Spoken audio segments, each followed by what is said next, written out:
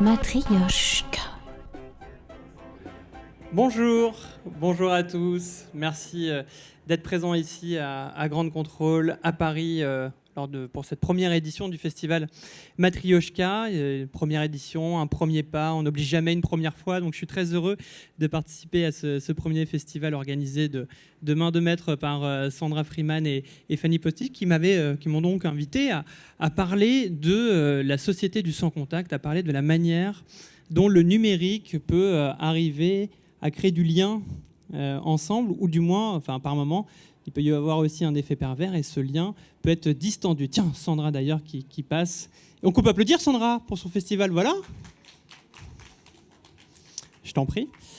Donc la question qui va nous animer là, dans ce premier temps, avant qu'on puisse en discuter lors d'une table ronde avec deux personnes qui vont nous expliquer le métavers et la manière dont ce nouveau monde, un lien social et un lien intergénérationnel peut exister. Je vais vous parler de cette société du sans contact, qui est un ouvrage que j'ai rédigé pendant le confinement, ce moment que nous avons tous traversé, où nous étions cloisonnés, reclus chez nous, et puis en même temps, à distance, on a tenté de communiquer, de continuer à travailler, de continuer à s'échanger des messages amoureux ou non. Et ça a été un moment d'accélération de ces technologies qui, paradoxalement, dans une promesse d'hyperconnexion, peuvent avoir tendance à nous éloigner les uns des autres. C'est ce que l'universitaire américaine Sherry Turkle appelle le seul ensemble, c'est-à-dire qu'on a beau être les uns à côté des autres, on est chacun dans notre bulle, chacun dans notre monde, et il faut parvenir à créer des ponts, des passerelles, des frontières pour communiquer les uns avec les autres. Et ce qui est un petit peu paradoxal, c'est que par rapport à la promesse justement des architectes du nouveau monde, des GAFAM que vous connaissez bien, c'est toujours de tenter de rendre le monde meilleur. Et on va essayer de comprendre ensemble comment ces réseaux sociaux, ces applications peuvent être designés pour capter notre attention et pas forcément à des fins on va dire enthousiastes et positifs et des fins de communion, mais plutôt d'individualisation qui sert finalement un modèle économique. Alors, je vais vous montrer une petite image qui va être derrière du côté de la régie, qui devrait arriver notamment. Ce sont les Smobies. Alors, les Smobies, est-ce que vous savez ce que veut dire le terme? D'où vient ce terme? On va faire un petit peu d'interactivité puisqu'on a la chance, nous, d'être en contact et en lien les uns à côté des autres. Qui veut tenter? Voilà, c'est un petit jeu Smobies. À votre avis, ça veut dire quoi? C'est une contraction de deux mots. Est-ce qu'il y a quelqu'un dans la salle qui veut tenter sa chance? Personne n'a aucune idée. Oui, au fond. Ah, au fond. Non, Sandra, tu ne joues pas, puisque je t'ai donné les réponses juste avant. Oui. Smartphone et zombie. Bravo, vous vous appelez comment? Pardon? Fanny, 1 point pour Fanny. On peut applaudir Fanny sur ce point, sur la droite. Voilà, bravo Fanny. Donc, smartphone et zombie, cette idée que finalement, ce smartphone qui est arrivé dans nos vies il y a moins d'une quinzaine d'années, ou à peu près une quinzaine d'années, un outil qui a complètement transformé notre quotidien. Je pense qu'ici, tout le monde en a un, tout le monde le consulte des dizaines, des centaines de fois par jour. On y passe tous en tout cas, on est beaucoup à y passer plusieurs heures par jour sur ce téléphone, qui est devenu une sorte d'extension de nous-mêmes, une sorte d'interface continue avec le monde. On s'en sert pour se déplacer, on s'en sert pour s'orienter, on s'en sert pour communiquer, on s'en sert pour travailler, on s'en sert pour voyager. Parfois même, on voyage à travers un écran au lieu de pouvoir profiter d'un paysage véritablement. C'est un exemple. Et donc, les Smobies sont dans certains pays où il y a un taux d'équipement de smartphones qui est quasiment de l'ordre de 90 ou 95%, comme en Corée du Sud, ou dans certaines provinces chinoises, un véritable fléau, puisque ces piétons qui regardent et qui sont absorbés par leur téléphone portable peuvent mettre leur sécurité en danger, peuvent être renversés par des bus, créer des accidents. Et ce qui m'a semblé intéressant dans la manière dont ces différents pays ont tenté de lutter contre les Smobies, c'est d'avoir, au lieu finalement de s'interroger sur ce que ça voulait dire, d'être dans une société où on est tous comme ça captés par un petit écran et qu'on continue à avancer, essayer plutôt de trouver des remèdes pour accepter ce comportement, à savoir ces piétons qui, au lieu de regarder la route, au lieu de regarder les feux rouges, regardent leur téléphone portable. Donc il y a eu quelques tentatives qui ont été faites dans ces pays. Je vous le disais, ça a eu lieu à Singapour, en Corée du Sud ou en Chine. Donc là, par exemple, vous avez en haut à gauche des couloirs qui sont dédiés avec les personnes qui utilisent un téléphone portable. Donc sur un couloir entier, on a le droit d'être un zombie du portable, en train de le regarder comme ça, d'avancer à 2 à l'heure. Et sur la gauche, on part du principe qu'on n'a pas de portable. On a une expérience aussi qui s'est déroulée notamment à Amsterdam avec ces petites LED qui sont en fait des LED synchronisés avec les feux rouges et les feux verts. C'est-à-dire que lorsque le feu passe au rouge, hop, la petite LED au-dessus de le pied devient rouge. Quand c'est vert, elle passe au vert. Donc on part vraiment du principe qu'on ne cherche plus à faire en sorte que l'humain lève les yeux et que finalement ça devient une habitude, un usage qui est rentré vraiment dans la société, d'accepter qu'on a les yeux rivés sur son écran au point où on leur met des petites LED. Alors là, on pourrait se dire, oui, mais c'est des pays un peu lointains, il nous dit la Corée du Sud, il nous dit la Chine, bon certes les Pays-Bas, mais c'est arrivé aussi là tout dernièrement en France, sur la ligne de bus 39 de la RATP. Donc ils ont mis en place une application qui s'appelle AMY, A-M-Y. Quand vous la téléchargez, et que vous déambulez sur la ligne 39 de bus, lorsque le bus klaxonne, ça fait baisser en fait le son de votre smartphone. On part du principe que vous avez votre casque. Donc quand il klaxonne, le son s'arrête dans votre casque, au sein de vos oreilles. Et donc vous vous dites, tiens, il se passe quelque chose, je lève donc les yeux et je laisse le bus passer. Donc ce qui est vraiment intéressant à comprendre, je trouve ici, c'est la manière dont la société connectée a presque baissé les bras devant ce nez et cette tête qui se baissent aussi vers le smartphone. Et au lieu, encore une fois, de questionner l'usage, de ce pourquoi nous sommes tant dépendants de ce téléphone portable, on accepte. Et on se dit, finalement, c'est comme cela, donc autant mettre des LED de toutes les couleurs ou faire synchroniser un klaxon avec une application pour éviter que les humains se mettent en danger. Donc cette tendance va, a priori, s'accroître, puisque chaque jour qui passe augmente le taux d'équipement du smartphone. Et puis demain, on en parlera peut-être dans la table ronde suivante, ce sera peut-être pas forcément un smartphone que nous aurons, mais peut-être des lunettes connectées qui feront office d'un téléphone. Et puis après-demain, ce ne sera peut-être plus des lunettes, ce sera tout simplement des lentilles, et on ira vers une hybridation technologique entre l'homme et la machine. C'est vraiment une tendance actuelle. D'ailleurs, on le voit tous, tous ces outils technologiques sont vers une miniaturisation, et on va totalement vers une sorte d'humain augmenté, même si augmenté est un terme qui pourrait paraître positif, et ce serait tout un questionnement de savoir si on est vraiment augmenté lorsque la technologie s'invite à l'intérieur de nous. Alors évidemment, ce discours peut paraître un petit peu caricatural ou un petit peu manichéen. Il y a beaucoup d'usages très positifs de l'hybridation entre l'homme et la machine. On voit que c'est beaucoup utilisé notamment par l'armée, par toutes les armées du monde. C'est ce qu'on appelle le soldat augmenté. Ça peut permettre de renforcer les défenses immunitaires d'un soldat. Ça peut permettre de créer des exosquelettes. Ça peut permettre d'augmenter la vue, l'acuité visuelle, l'ouïe, etc.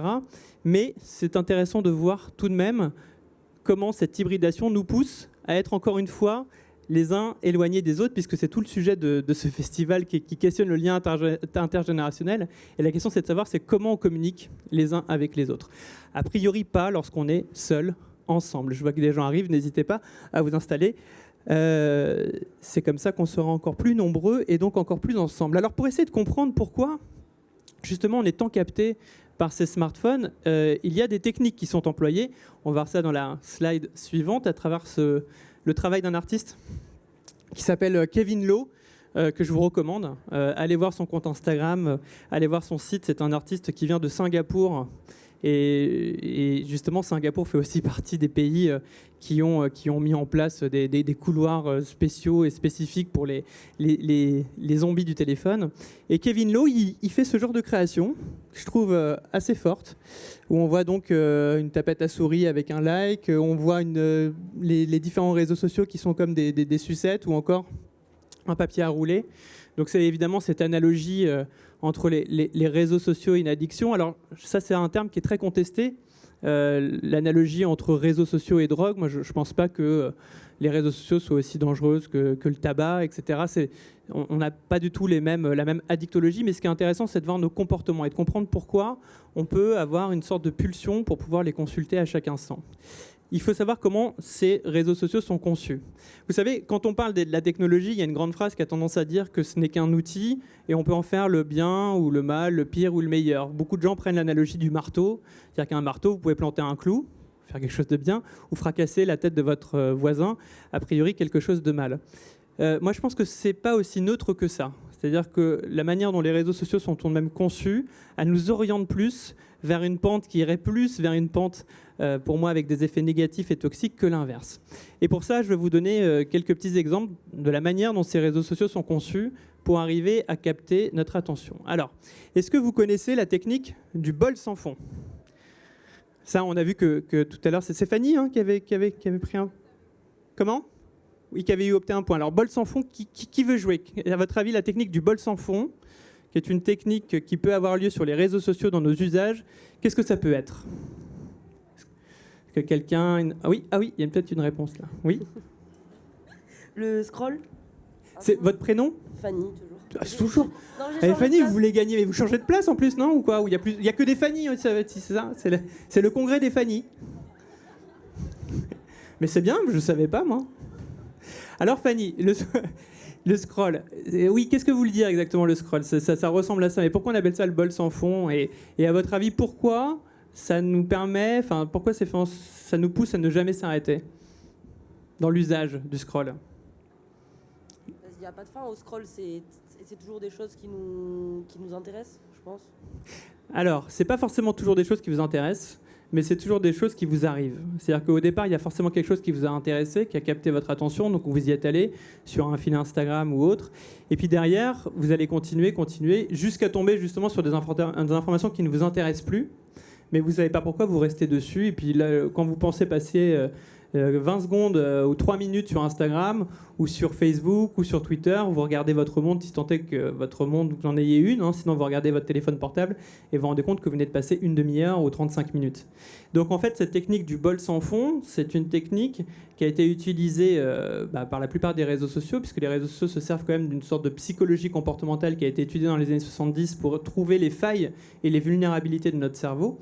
C'est qu'à partir du moment où on n'a pas de signaux fins, on a tendance à continuer. Lorsque vous regardez un film, à la fin, il y a un générique. Donc le générique dit à votre cerveau, le film est terminé, tu peux maintenant passer à autre chose. Lorsque vous regardez une série télévisée, c'est pareil. Lorsque vous lisez un journal ou un article, il y a une signature qui vous indique que c'est la fin de quelque chose. Et c'est généralement cette fin où le cerveau se dit, est-ce que j'ai vraiment envie de continuer ? Est-ce que j'ai vraiment envie de lire un deuxième article, de lire une page suivante ou un autre chapitre ? Et à ce moment-là, vous pouvez potentiellement vous endormir ou passer à autre chose si on est sur un moment de sommeil. Sur les réseaux sociaux, il n'y a jamais de fin. Jamais.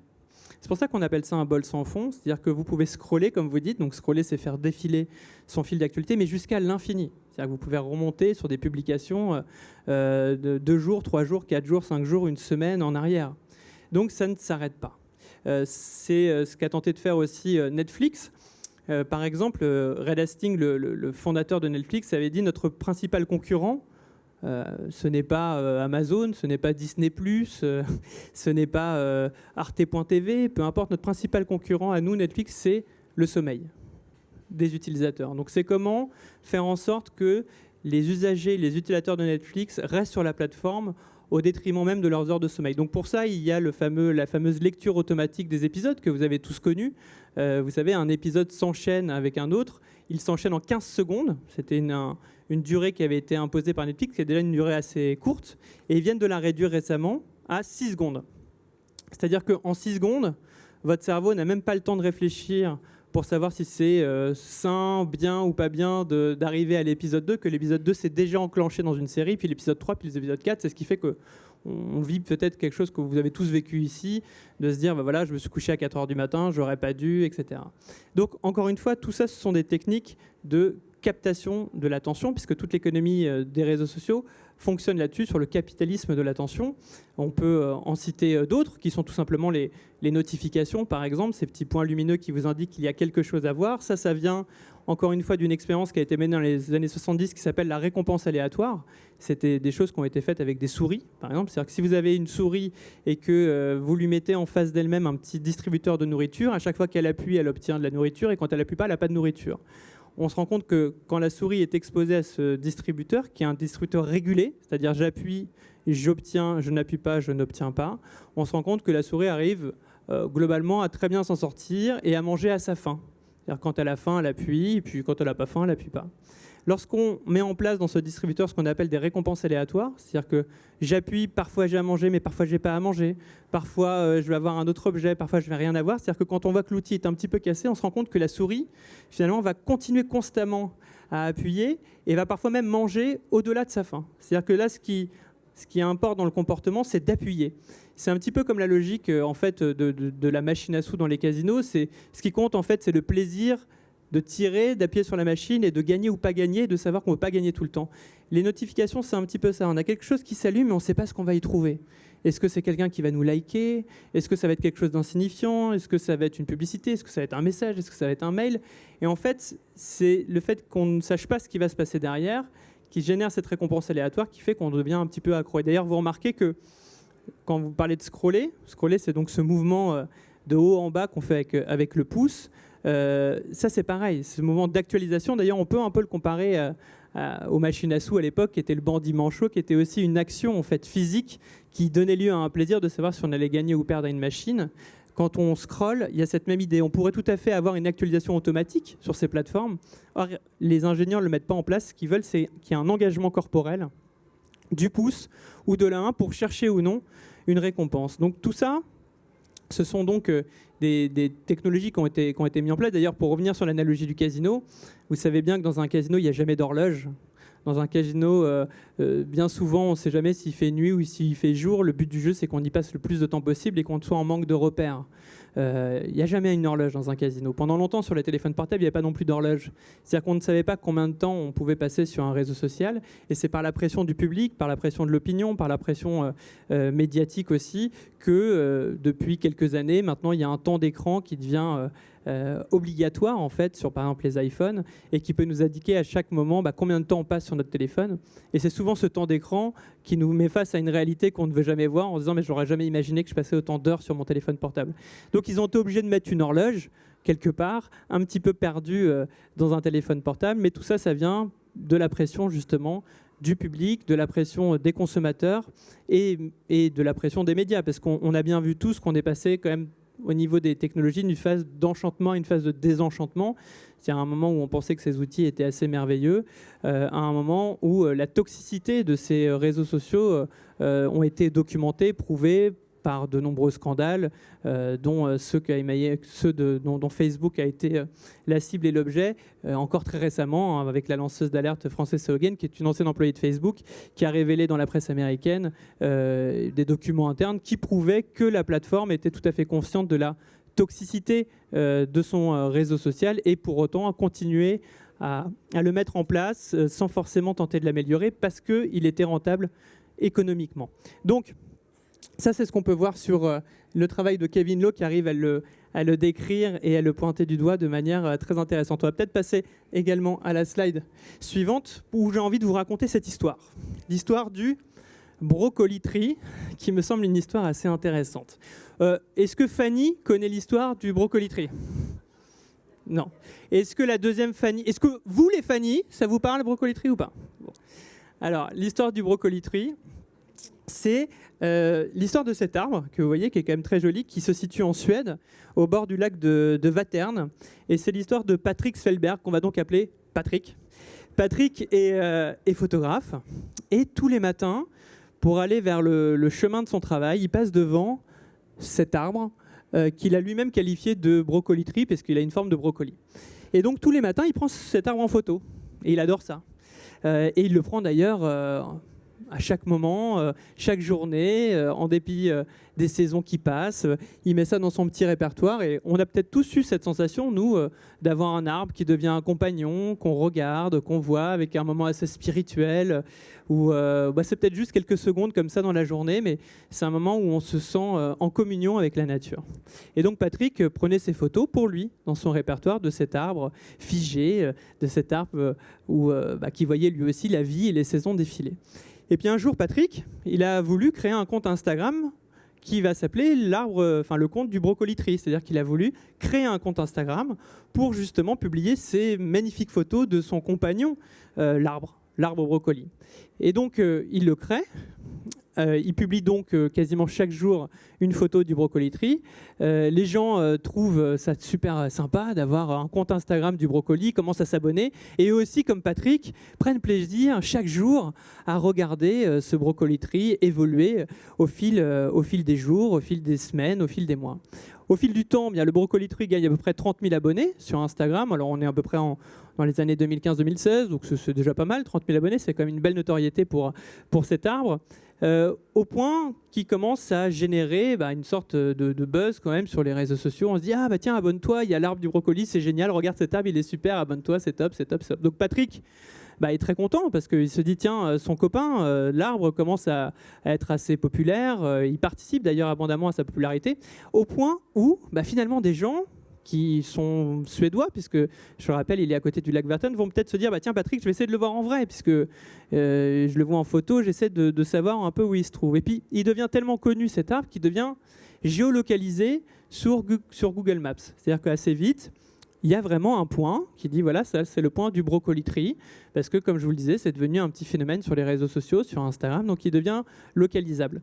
Et donc des gens viennent le voir en vrai, font des photos du brocoli-tree, et puis d'autres se disent tiens, si ça se trouve c'est peut-être un arbre porte-bonheur, je vais aller arracher une petite fleur, une petite branche de ce brocoli-tree, et puis peut-être je vais en arracher 2, et puis je vais commencer à y aller le soir, et puis tiens je vais m'asseoir sur une branche, et puis forcément arrive ce moment où il y a des gens qui sont mal intentionnés, qui vont commencer à le casser, qui vont commencer à le dégrader. Et puis plus ça va, plus le brocoli-tree devient connu, plus des gens mal intentionnés se rendent autour de lui, et plus l'arbre devient lui-même menacé, car abîmé, altéré par la curiosité humaine qui a envie d'aller voir ce phénomène devenu virtuel, mais qui de manière concrète et réelle devient dégradé.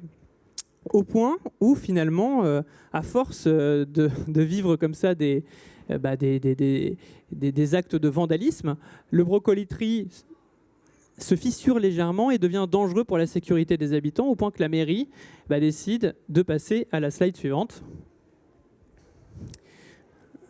Et voilà comment termine le brocoli-tree. Parce que le brocoli-tree, à force d'avoir été altéré par les humains, devient dangereux pour les passants et la mairie décide tout simplement de le couper parce qu'elle n'avait pas d'autre choix. Alors, imaginez ce qui se passe dans la tête de Patrick. Patrick, lui, au départ, il faisait ses photos pour lui. Dans un désir qui était un désir qui peut sembler tout à fait louable, a voulu partager son arbre. Et en le partageant, il l'a mis en danger. Et puis en le mettant en danger, il l'a même, on va dire pour l'instant provisoirement scié. Alors évidemment, cette photo du brocoli-tree rompu, du brocoli-tree coupé, elle n'a jamais figuré, elle n'a jamais été publiée sur le compte Instagram du brocoli-tree, qui aujourd'hui existe toujours, mais rend compte finalement d'une réalité qui n'est plus celle d'aujourd'hui. Donc je trouve que cette histoire-là, un peu tragique quand même, enfin tragique toute proportion gardée, un peu triste, est assez symptomatique de l'usage qu'on peut faire des réseaux sociaux et du danger qu'on peut avoir à partager des choses, à partager aussi une partie de notre intimité, et comprendre que dans ce partage-là, il peut y avoir quelques dangers. C'est ce qui est arrivé aussi ces dernières années, on va dire, dans la prise de conscience qu'on pouvait tous avoir lorsqu'on publiait des photos de nos enfants, par exemple. C'est à peu près la même chose, c'est-à-dire que l'arbre, il n'avait pas du tout demandé à être photographié, il a été photographié à son insu, pourrait-on dire, et ça lui aura coûté quelques branches et des feuilles.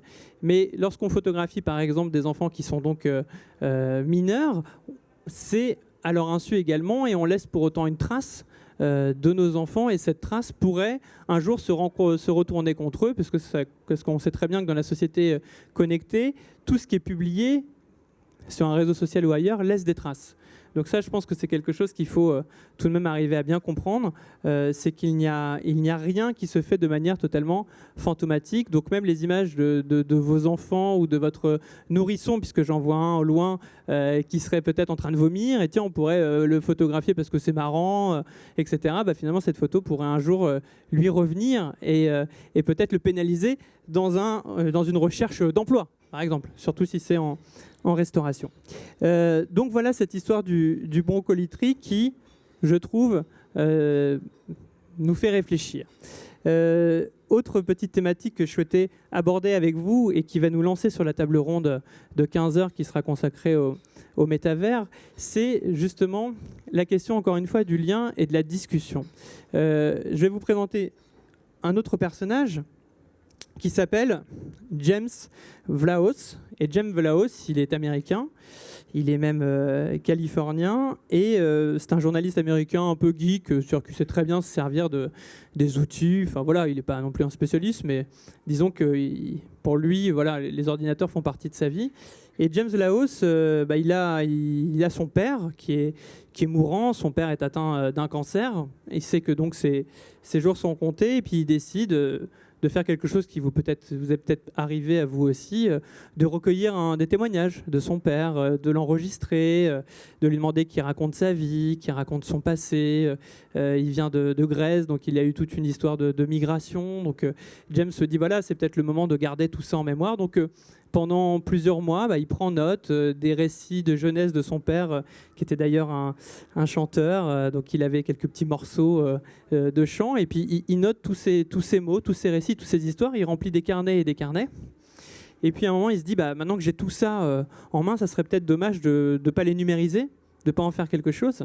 Donc il commence à numériser tous les mots qui ont été dits ou écrits par son père, qui est toujours vivant, et il arrive à peu près à 90 000 mots qu'il finit par numériser. Et comme je vous disais qu'il était assez doué en informatique, il se dit, tiens, et si je tentais de créer un petit robot conversationnel, une petite machine conversationnelle, c'est-à-dire que je vais rentrer tous les propos de mon père, je vais l'appeler le dadbot, le robot paternel, et puis dans un petit système automatique, vous savez, ces robots conversationnels, on en a partout, c'est comme quand vous êtes sur un site internet et qu'on nous dit, est-ce que vous avez une question à poser, est-ce que vous avez un peu d'aide, vous écrivez une question, puis on vous répond, puis on a l'impression que c'est une véritable personne qui nous répond. Or on sait très bien que c'est un système automatisé. Et puis James Vlahos va donc créer un programme de son père et de la vie de son père, en intégrant donc toute son histoire. C'est-à-dire que s'il demande au robot où est-ce que tu es né, le robot va dire, voilà, je suis né à tel endroit, en telle année, à quel moment tu t'es marié, quel est ton souvenir préféré, c'était où tes meilleures vacances. Toutes les questions que James a véritablement posées à son père, il en a posé beaucoup, ont obtenu une réponse qui est donc numérisée et intégrée donc dans ce robot conversationnel. Et puis pour que ce robot soit le plus fidèle possible, pendant un moment donné, James se dit, tiens, ce qui serait même intéressant, papa, c'est que tu poses des questions à ton propre robot. Donc son père s'amusait à questionner son avatar, finalement, en lui disant, où est-ce que j'ai passé mon voyage de noces. Et puis il regardait si le robot avait la bonne réponse, donc bien souvent il l'avait, puis s'il ne l'avait pas, il s'amusait à le corriger. Donc plus ça allait, plus on avait finalement un robot qui devenait compétent, qui devenait performant sur la vie de son père, du père de James, tout simplement parce qu'il avait été renseigné par son fils et puis renseigné par lui-même. Et puis malheureusement, plus ça allait, plus la santé de son père se dégradait. Donc plus on avait un homme et un humain qui étaient en train de décliner et qui en arrivait même à être confus, à ne plus trop savoir quels étaient ses véritables souvenirs, ou où est-ce qu'il avait grandi. Enfin voilà, il a été dans la confusion parce que pris par la maladie, plus ce robot devenait performant. Et puis arrive ce qui devait forcément arriver, son père meurt, et James garde ce robot. Et tous les jours, James a intégré ce robot dans Facebook Messenger. Donc c'est pour ça que robot, le terme est peut-être pas bien trouvé. On va plutôt parler de machine conversationnelle.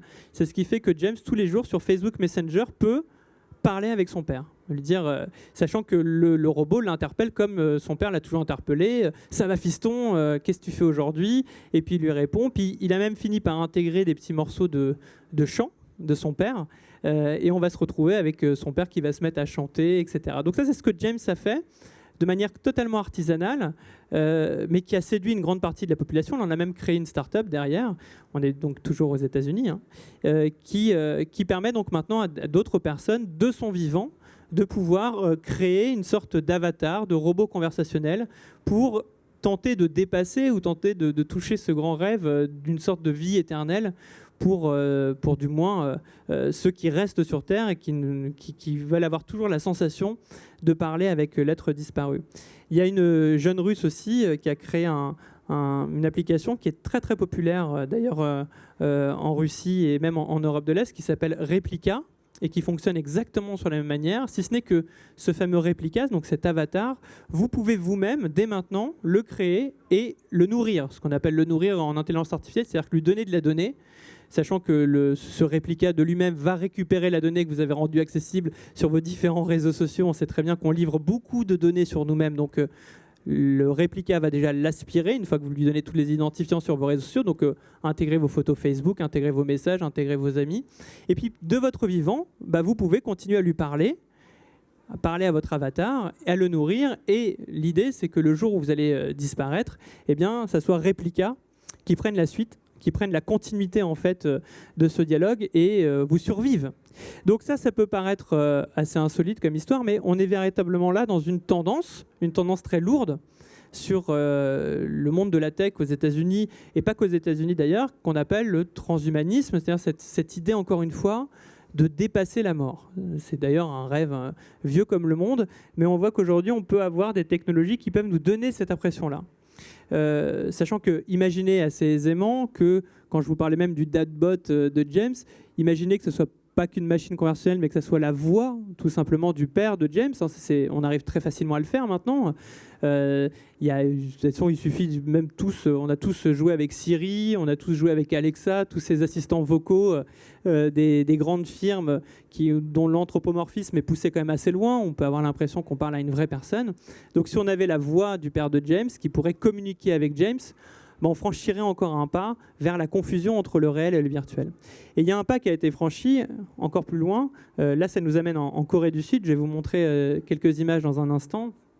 Où là, c'est une maman qui a malheureusement perdu de manière dramatique sa fille de 7 ans. Et refusant donc cette mort, refusant que cette fille de 7 ans disparaisse, a décidé de tout faire pour tenter de la numériser et puis pour tenter de revivre des moments avec elle. Donc cette fille, elle s'appelle Naeong. Et puis pendant des mois, en fait, elle a confié tous les souvenirs, tous les documents, toutes les photos de Naeong à une entreprise sud-coréenne qui développe la réalité virtuelle.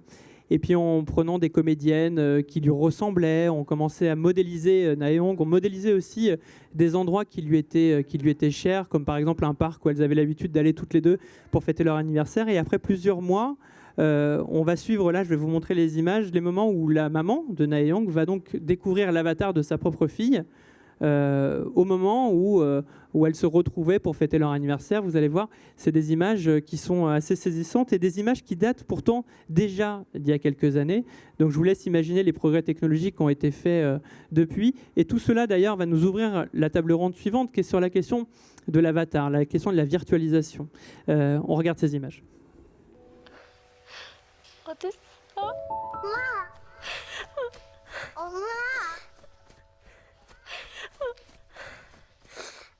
엄마 어디 있었어?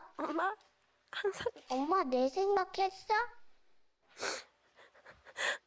맨날 해. 나는 엄마 많이 보고 싶었어.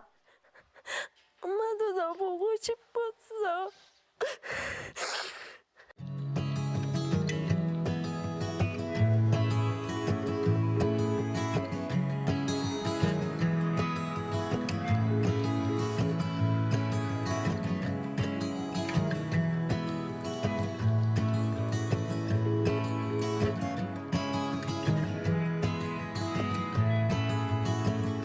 Complètement arriver à immerger la personne dans un environnement virtuel synthétique qui est crédible. Alors, si on pose la question à un moment donné, est-ce que vous êtes dans la réalité ou dans quelque chose de virtuel, bien sûr, on n'est pas dans Matrix, on est tout à fait capable de dire ah ben non, là c'est quelque chose de faux, là c'est quelque chose de vrai. Mais par contre, ce qui se passe, c'est que si on est en fait, avec ces technologies de réalité virtuelle, on va essayer d'aller vers une activité sensorimotrice et cognitive qui est suffisamment pertinente et crédible pour que on croit vraiment ce qu'on va appeler le sentiment de présence.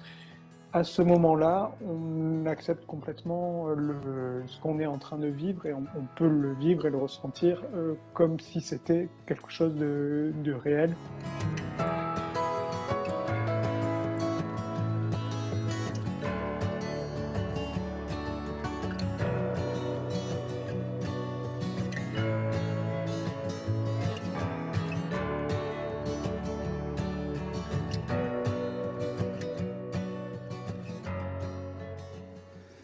Donc, voilà, qu'est-ce que vous pensez de ces images, Fanny ? Donc c'est quand même des images, je trouve, assez intrigantes, assez saisissantes de cette altération totale entre la frontière entre le réel et le virtuel. C'est pour ça que la table ronde qu'on va avoir dans un instant avec une des directrices de la technologie et de l'innovation de chez Ubisoft, l'éditeur de jeux vidéo, va être aussi intéressante pour rebondir sur ces phénomènes immersifs. Mais encore une fois, moi, ce qui m'intéresse à chaque fois en vous racontant des petites histoires comme ça anecdotiques, c'est de voir toujours la tendance qu'il y a derrière.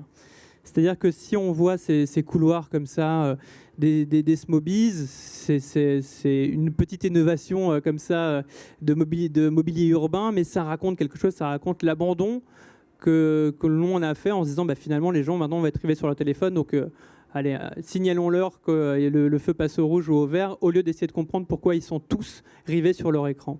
Le Brocoli-Tree, c'est cette question de l'exposition finalement des êtres qui nous sont chers, qu'ils soient végétaux ou humains, et de la dangerosité qu'on peut avoir en exposant bien finalement des sentiments, une intimité ou des proches.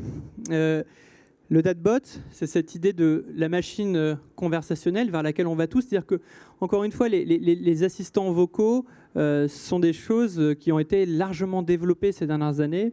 Et on les trouve d'ailleurs sur toute l'échelle de la pyramide sociale, la pyramide des âges. C'est-à-dire qu'en Chine, par exemple, il y a beaucoup de lampes intelligentes qui sont utilisées pour faire les devoirs aux enfants, où ce sont encore une fois des assistants vocaux qui vont dire « Est-ce que tu as bien fait tes devoirs aujourd'hui ? Montre-moi tes devoirs », avec une voix qui est une voix totalement humaine. On retrouve ça aussi dans les maisons de retraite, où finalement les personnes âgées esseulées vont avoir tendance à parler à un assistant vocal qui va leur poser des questions sur leur vie. Ces personnes âgées vont donc y répondre.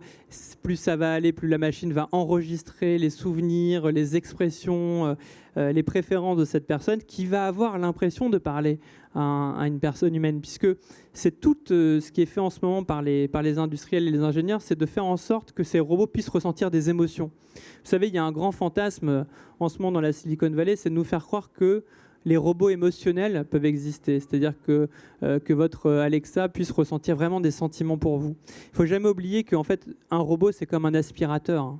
C'est-à-dire que finalement, c'est juste un aspirateur un peu évolué ou très évolué, mais votre aspirateur ne ressent pas de sentiments particuliers.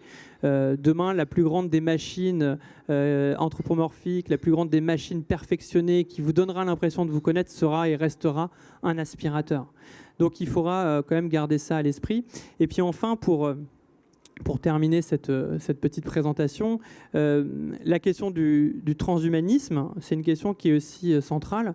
Quand vous regardez bien ce que j'appelle les architectes de la Silicon Valley, les architectes du Nouveau Monde, tous ces gens que vous connaissez, parce que leurs noms sont cités plusieurs fois par jour, que ce soit Jeff Bezos, que ce soit le fondateur d'Amazon, que ce soit Peter Thiel, les cofondateurs de Google, ils sont tous dans une volonté d'essayer de dépasser leur propre finitude, qui est celle de l'enveloppe humaine, l'enveloppe corporelle, qui malheureusement a une fin.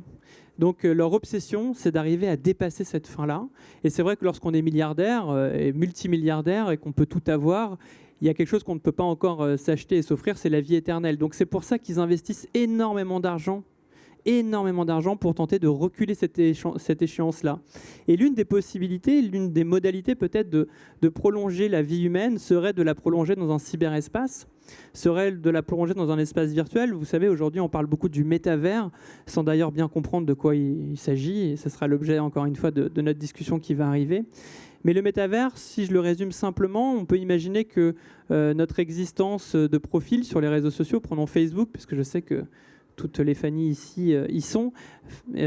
Imaginez votre profil Facebook qui d'un coup devient transposé dans un monde où il y a un avatar de vous-même, et cet avatar peut évoluer, peut travailler, peut rencontrer l'amour, peut marchander, peut vivre dans un autre espace, a d'ailleurs toutes vos préférences, vos données, vos souvenirs même. Et donc essayez d'imaginer comment, demain, peut-être que le métavers va être un moment du prolongement de l'existence, un prolongement qui a une forme de virtualité et d'absurdité, puisqu'on est bien d'accord que la personne n'existe plus.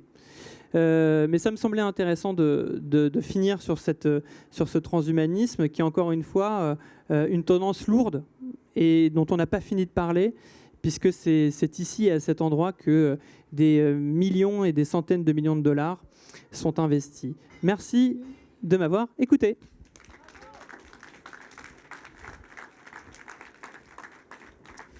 Et nous allons continuer, et j'invite donc sur scène Laurence Allard et Déborah Papiernik. Matryoshka.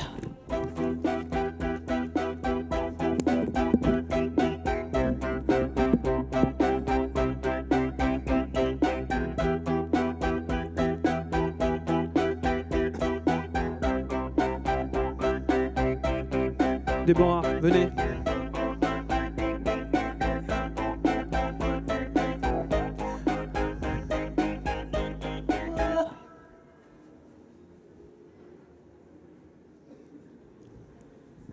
Ah oui, c'est vrai que j'ai enchaîné tout de suite, mais si vous avez des questions, n'hésitez pas à poser des questions. Hein. Enfin, si... Mais où, ici? Bon oui, où vous voulez. Regardez, hop, il y a un petit micro par contre. Hop.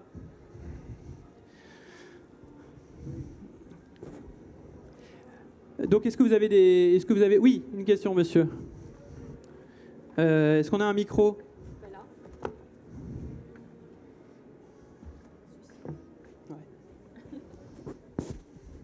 Oui, à propos de la vie éternelle, il y a une méthode plus pratique et qui est moins chère, il suffit de prier. De prier, c'est ça? Effectivement. Effectivement, il suffit de prier. D'ailleurs, je rebondis sur votre commentaire pour faire une analogie d'ailleurs entre la divinité, la croyance, la spiritualité et justement tous ces gens-là, Jeff Bezos, Elon Musk, qui sont d'ailleurs tous animés par une volonté un peu messianique de se dire nous sommes les sauveurs du monde, nous sommes les héros.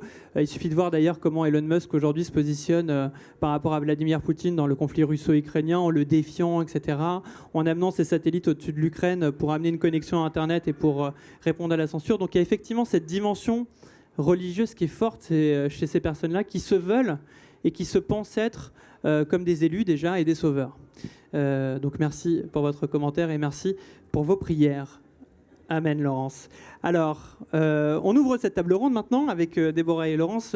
Merci d'être au rendez-vous de ce premier festival Matryoshka. Laurence Allard, vous êtes maîtresse de conférences en sciences de la communication et chercheuse à l'IRCAV. Et vous travaillez beaucoup sur les usages du numérique depuis très longtemps. Et vous allez donc nous expliquer et nous offrir votre regard sur le métavers et sur la manière dont le numérique favorise le lien intergénérationnel. Déborah Papiernik, bonjour aussi.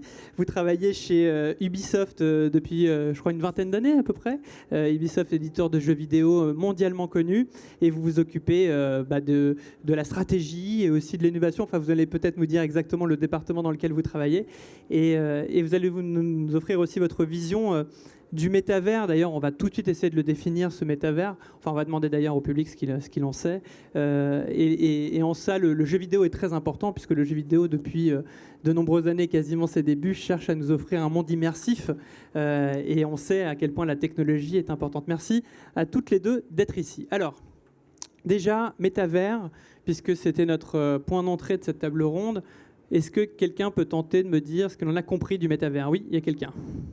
Alors, un micro.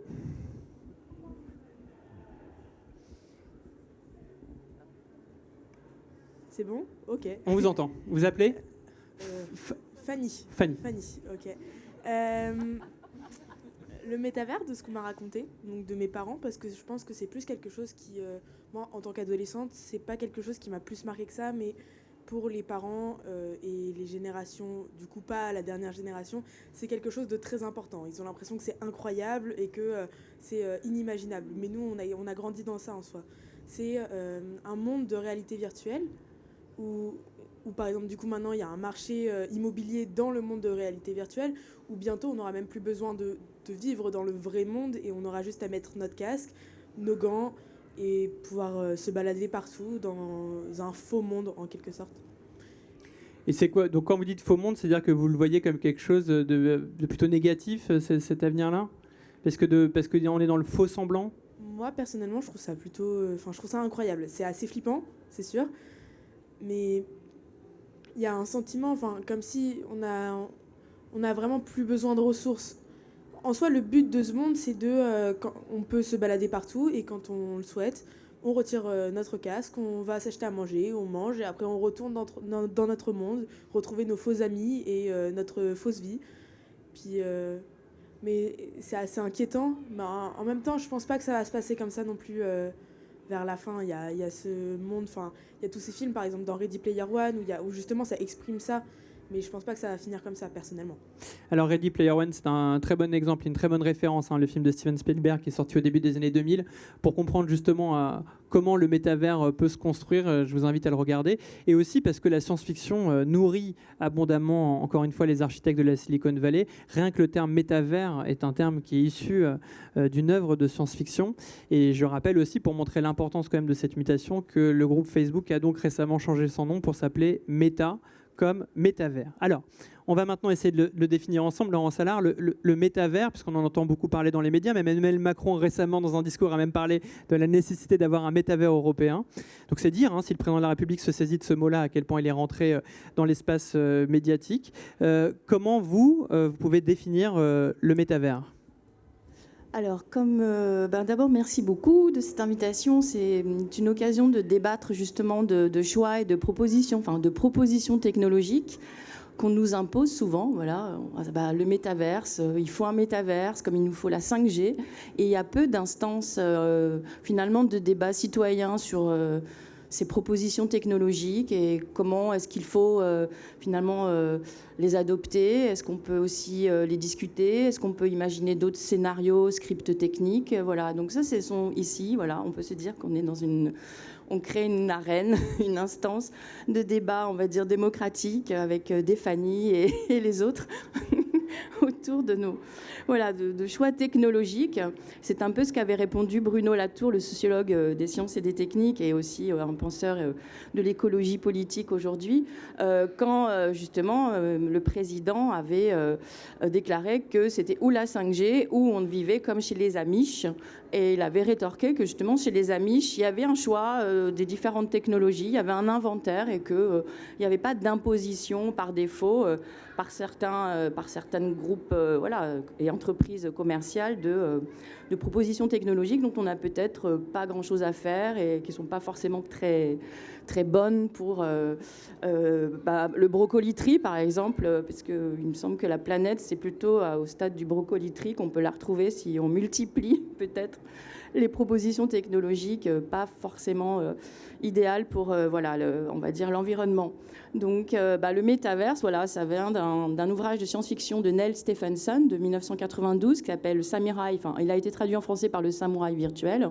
Il se trouve en effet que Neil Stephenson aujourd'hui, il est ingénieur, il est futuriste dans une start-up de réalité augmentée, donc ceux qui vont justement créer des lunettes avec des filtres, etc., qui s'appelle le Sleep Motion. Donc on voit justement aux États-Unis un imaginaire technicien qui est nourri par la science-fiction et finalement les auteurs de science-fiction finissent par travailler dans les entreprises de science-fiction. C'est un peu ce que le théoricien des médias Richard Barbrook avait appelé l'idéologie californienne, c'est-à-dire comment des hippies ont imaginé une contre-culture technique et puis ont finalement délaissé la politique pour l'entrepreneuriat et continuer finalement à essayer de transformer le monde par la technique, mais du côté de l'entreprise. Et voilà. Donc pour l'instant, c'est un peu ce que je dirais. Vous avez raison. Et ce qui se passe aussi par la science-fiction, c'est quand même que tous ces récits de science-fiction sont souvent écrits comme étant un discours critique sur parfois les dérives du monde. C'est tout le courant cyberpunk qui va justement essayer de montrer à quel point les multinationales prennent le pas sur nos vies. Et c'est de voir comment ces récits de science-fiction qui à la base sont critiques, comme d'ailleurs les mêmes Ready Player One, le film de Steven Spielberg qui est plutôt sur une dénonciation de ces mondes virtuels, sont récupérés ensuite par ces gens-là pour justement essayer d'imaginer une contre-utopie ou ce que les auteurs de science-fiction pourraient eux-mêmes appeler une dystopie. Un petit exemple par rapport à ça, le fameux Neuralink d'Elon Musk, qui est donc cette start-up qui permet et qui œuvre pour une transmission des souvenirs qui irait du cerveau humain vers la machine. Neuralink, encore une fois, est un concept qui est né en fait dans les récits de science-fiction, mais quand ces concepts naissent dans les récits de science-fiction, souvent, encore une fois, c'est pour apporter un discours critique dans les dérives de la société qui sont ensuite récupérées, instrumentalisées, pourrait-on dire, par ces gens-là. Même question pour vous, Déborah Papiernik, vous qui encore une fois, vous êtes un peu en cœur de la machine chez Ubisoft, puisque cette entreprise fabrique. Pour vous, le métavers, est-ce que c'est totalement nouveau? Vous qui travaillez dans ce monde immersif, comment le définir? Et puis quel est votre rapport par rapport à ça? Alors, le métavers, aujourd'hui, il existe effectivement des tentatives de définition. On ne sait pas s'il y aura un métavers, s'il y aura plusieurs métavers, mais on le voit plutôt comme un prolongement de la vie réelle et une évolution surtout du web. On a commencé par un web d'information descendante. On est passé ensuite à un web où on a des contributions de la part de tout le monde, et puis avec toute cette dimension de réseaux sociaux, et un web aussi où la data aujourd'hui est la valeur du web. Et puis le web qu'on appelle 3.0, alors soit on appelle ça web 3.0, soit on appelle ça métavers. Des gens qui disent en fait tout ça c'est la même chose, c'est l'évolution, et au lieu d'être face à un écran plat comme on voit aujourd'hui avec des sites web qui peuvent être d'ailleurs très beaux, très engageants aujourd'hui, alors la prochaine étape c'est d'utiliser plutôt justement les lunettes de réalité augmentée, les casques de réalité virtuelle qui vont permettre cette présence, donc d'être plus dans ces mondes virtuels et pas juste derrière un écran, mais à l'intérieur de mondes dans lequel on pourra faire des choses qui seront plus immersives. C'est-à-dire on aura l'impression d'être là-bas. Alors, j'ai encore plein de choses à dire sur ce sujet, mais pour revenir sur la question par rapport aux jeux vidéo, on parle beaucoup plus du métavers hors du jeu vidéo que dans l'industrie du jeu vidéo. Parce que dans l'industrie du jeu vidéo, c'est presque une non-question. Pour nous, c'est peut-être juste l'évolution. On a les outils pour créer des mondes virtuels. On sait déjà créer des mondes virtuels dans lesquels les gens passent du temps. Alors, il faut y passer du temps avec modération, mais dans lesquels les gens passent du temps, ils peuvent socialiser, ils peuvent apprendre des choses. On a des jeux qui sont, par exemple, sur des fortes bases historiques. Je pense à la série des Assassin's Creed, par exemple.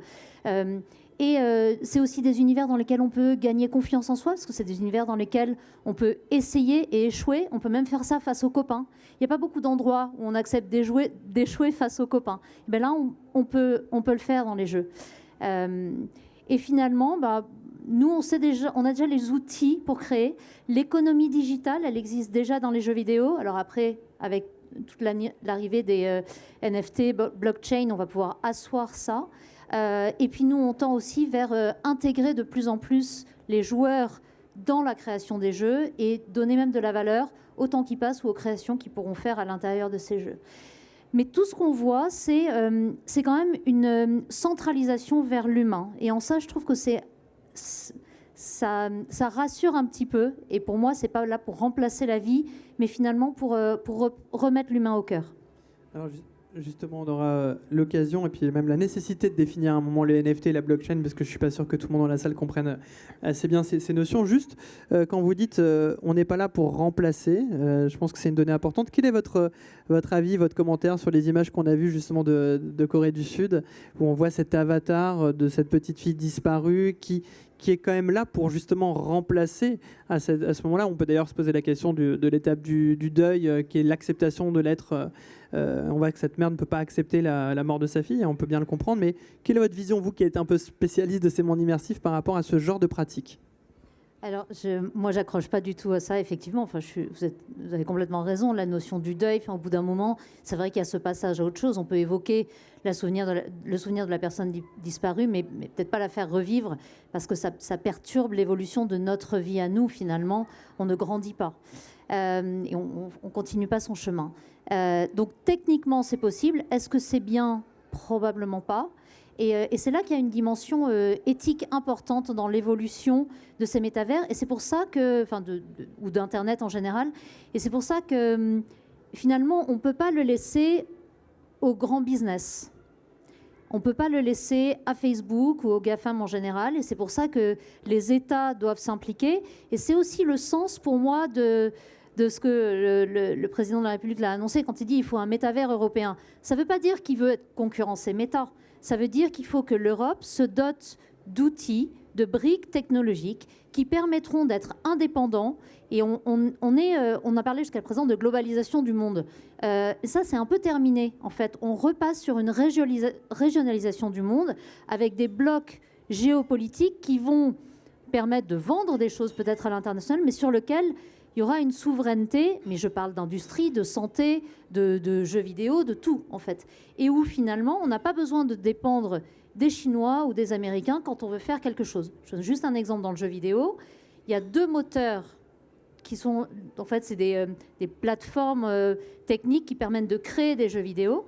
Il y a 2 moteurs qui sont les plus gros, qui sont Unreal et Unity, qui sont utilisés par quasiment tous les développeurs du monde entier, qui sont américains ou américano-chinois, puisque Tencent investit dans tout ça aussi. Et en gros, peu de sociétés de jeux vidéo sont capables de développer des jeux autrement qu'avec ces moteurs. Certaines sociétés, c'est le cas d'Ubisoft, décident de mettre beaucoup d'argent, beaucoup d'ingénieurs pour avoir l'indépendance technique. Et cette indépendance technique, elle nous permet de développer sans verser des royalties aux autres, c'est déjà sympa, de ne pas être dépendant des évolutions techniques qu'il faut faire, de se différencier et surtout qu'on ne nous impose rien. Et c'est en ça que le métavers européen, il est important sur les briques technologiques et aussi sur l'éthique qui va aller avec. Et on est, finalement, je trouve, avec même les plus jeunes générations, on est sur des...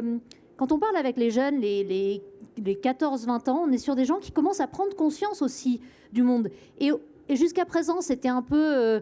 ouais, j'ai envie de sauver la planète, mais j'achète le dernier iPhone. Et je trouve que là, on a une bascule où ces jeunes assument jusqu'au bout ce qu'ils disent. Et on va au-delà des paroles. Et ils ont vraiment envie d'une planète positive pour le futur.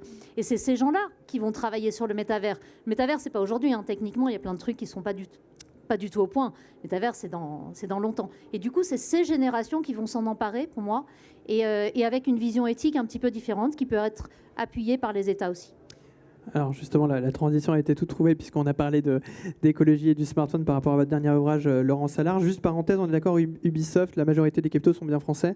Oui. Voilà, donc on rappelle, c'est donc une entreprise française et une des même rares entreprises françaises aussi importantes dans ce secteur-là. Je pense que dans la question de la souveraineté numérique dont on parle tant, c'était important de le rappeler. Laurent Salard, par rapport justement à cette nouvelle génération, j'imagine que ça vous a fait réagir. Ce qui me fait un peu réagir, c'est l'idée que le métavers, c'est dans longtemps, alors que le métavers, il a déjà plusieurs vies, hein. Puisque dès 67, l'inventeur de la palette graphique, Ivan Sutherland, avait imaginé un casque de réalité virtuelle. Il y a les premiers casques qui arrivent en 87, qui ne sont pas tellement différents des appareillages d'aujourd'hui. Donc souvent, comme dans... tout ce discours sur l'innovation numérique, les dernières technologies, c'est une longue histoire, hein, qui a qu'on appelle des itérations successives et qui se répètent en fait beaucoup. Voilà. Et ce métaverse, l'un des premiers métavers, c'était justement français, puisqu'on parle de souveraineté. C'était le deuxième monde qui avait été mis en place proposé par Canal+ Multimédia en 94, il me semble, et qui a été fermé depuis. Puis il y a déjà aussi Second Life en 2007 qui continue à exister. Il y a même, j'ai appris, des forums de bimondistes, comme on dit, donc des premiers habitants de ce deuxième monde de 94 qui persistent. Voilà, donc c'est une histoire qui est à épisodes. Et donc le métavers, c'est pas spécialement pour demain. Il a déjà existé sous d'autres formes et il continue dans Second Life. En ce moment, il y a des expérimentations autour des propositions de Meta Facebook, ex-Facebook. Mais il y a aussi des combinaisons entre du métaverse, des blockchains et donc des crypto-monnaies comme Decentraland ou Sandbox. Voilà, donc peut-être blockchain, pardon Laurence, comme ça fait 2 fois qu'on le cite. Oui, bon, alors voilà. Ça tombe sur vous l'explication. Donc les blockchains, donc ce sont ça revient justement à ce qu'on rappelait tout à l'heure sur l'utopie d'Internet. Donc il y a eu tout ce mouvement cyberpunk qui a voulu investir technopolitiquement ce nouvel espace, ce nouveau monde, hein, qui était le monde de cette communication informatisée, donc le réseau Internet et tout ce qui pouvait se créer comme relation, comme communauté. Et on a appelé ça le cyberspace. en relation justement avec les écrits de science-fiction de Gibson, dans son roman notamment Neuromantia de 82. Et ce cyberspace, il a été investi en effet de façon utopique par certains qui ont imaginé que là c'était un monde ailleurs, un monde nouveau, une nouvelle frontière dans laquelle pouvaient se développer des interactions sans corps, notamment quand on lit la déclaration d'indépendance du cyberspace de 92 de Perry Barlow, il y a vraiment cette idée que c'est un autre monde avec des nouvelles formes de relations. Donc il y avait vraiment une essentialisation, on va dire, de ce qui était en train de se développer comme monde ailleurs, monde à part, etc., ce qu'ils ont appelé le cyberspace. Et de cette mouvance cyberpunk, certains ont développé un mouvement qu'on appelait le cypherpunk, donc le croisement entre le cyberpunk et le chiffrement, et qui ont voulu aller plus loin en fait dans cet Internet des interactions et de vouloir anonymiser les transactions, et donc en cryptant les échanges. Et donc il y a des manifestes assez connus qui s'appellent les manifestes du crypto-anarchiste de 92-94, où on explique qu'on va pouvoir justement développer des interactions complètement anonymisées qui ne pourront pas être contrôlées, surveillées par les États. Et de cette mouvance, où il y a beaucoup de mathématiciens, d'ingénieurs, naît la crypto-monnaie Bitcoin en 2008. Et de cette crypto-monnaie, vont naître tout un ensemble de briques technologiques, et notamment les blockchains. Donc c'est la blockchain de Bitcoin au départ, qui est en fait c'est un registre des transactions comptables qui ont lieu lorsqu'il y a des transactions avec cette crypto-monnaie. Et puis ensuite, on a la phase aujourd'hui un peu plus popularisée qu'on appelle les NFT, puisque finalement on peut acheter via ces crypto-monnaies et les échanges sont enregistrés dans ces blockchains, on peut acheter finalement des entités, comme dans les jeux vidéo, on peut acheter des décors, on peut acheter des personnages avec ces monnaies virtuelles, ces crypto-monnaies.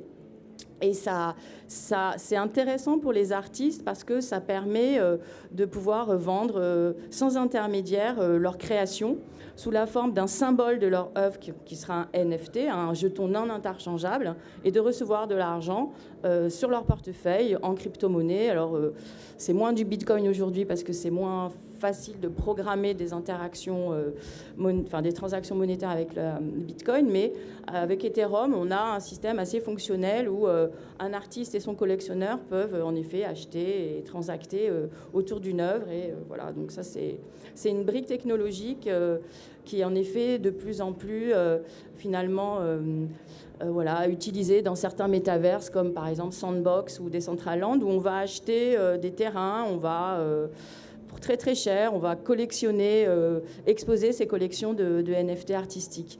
Tout ça, ça reste intéressant parce que c'est l'Internet de la transaction, ça reste fonctionnel, mais ça pose des questions d'empreinte environnementale qui sont extrêmement problématiques, parce que quand on dit qu'on a un métavers souverain parce qu'il sera français, on oublie que tout le minerai vient d'Afrique ou vient du Chili, que les assemblages sont faits en Asie du Sud-Est. Donc toute la supply chain en fait du numérique n'a rien de relève un peu d'un monde post-colonial, puisque les ressources sont au sud et les déchets sont au sud, mais les conceptions et les clients sont plutôt au nord. Voilà. Alors on y reviendra justement dans cette problématique environnementale, mais déjà parce que vous avez donné quand même beaucoup d'éléments, bravo pour ce tour d'horizon, parce qu'arriver à définir blockchain, NFT, tout en revenant aux origines crypto-anarchiques de l'Internet, c'était pas évident. Donc on comprend bien que, pour reprendre votre allusion, la blockchain, c'est donc ce registre un peu ouvert à tous, qui permet justement,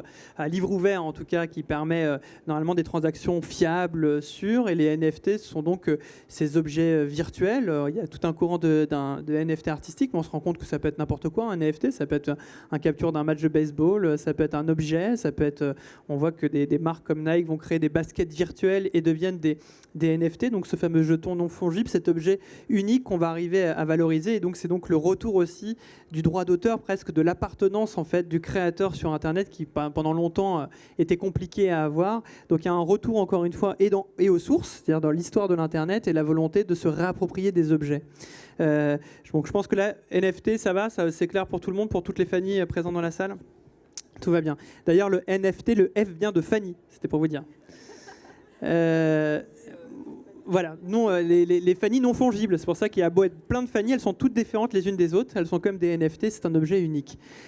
Pour comprendre justement et pour faire le lien entre les NFT et le monde en fait du jeu vidéo, qui est un monde virtuel, j'imagine que vous travaillez à ces interactions-là. Elles sont peut-être déjà existantes et que c'est sans doute une piste d'avenir. Tout à fait. Alors nous, c'est la brique aujourd'hui. Quand on parle du métavers, etc., le NFT, c'est la brique qu'on ne maîtrise pas aujourd'hui, sur lequel on a besoin d'apprendre. Donc on a fait, il y a 2 mois, on a fait des tests. On a appris à créer ce portefeuille digital, voir quelles sont les contraintes techniques, légales, financières et à l'international aussi. Donc on a fait un premier test pour voir comment ça fonctionnait. Mais ce qui est important, c'est de créer de la valeur. Et tout à l'heure, vous mentionniez Second Life, par exemple. Le problème, c'est que si on crée des univers virtuels mais qui ne sont pas intéressants, les gens ne vont pas adhérer. On propose de recréer la ville de Paris, la ville de New York. OK, mais on y fait quoi? Ou de créer des univers imaginaires, ou de recréer l'Antiquité, mais on y fait quoi? Et en fait, ces promesses-là, pour moi, de monde,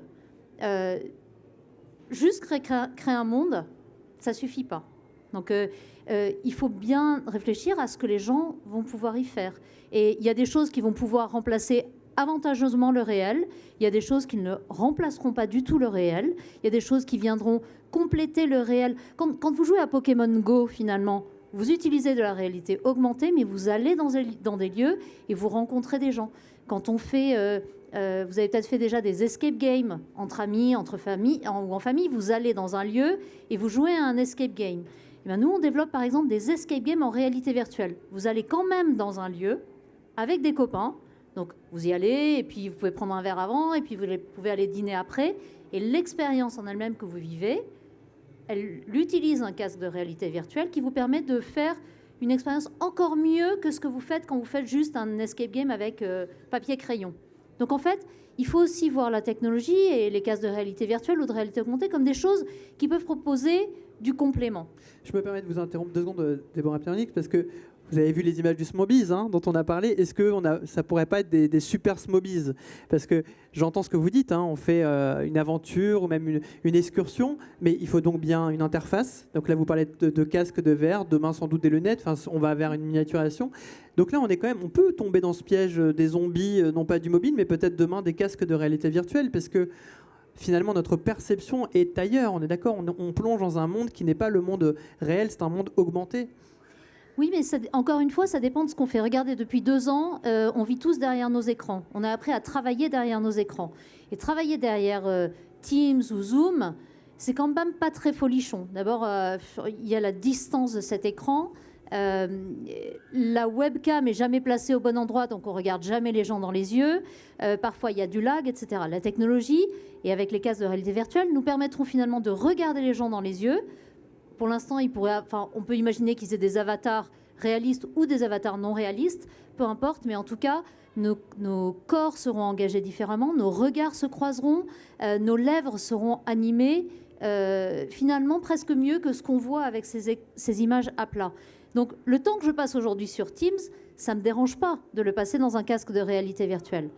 Le divertissement, il y a une part du divertissement que je peux accepter de faire dans un casque de réalité virtuelle, ce sera peut-être mieux qu'aujourd'hui, et une part de divertissement. J'étais au concert d'Orelsan hier soir, mais tout concert virtuel ne remplacera jamais un concert à Bercy avec 15 000 personnes, ou une expérience à 4 personnes, 4 copains qui se retrouvent pour faire un escape game.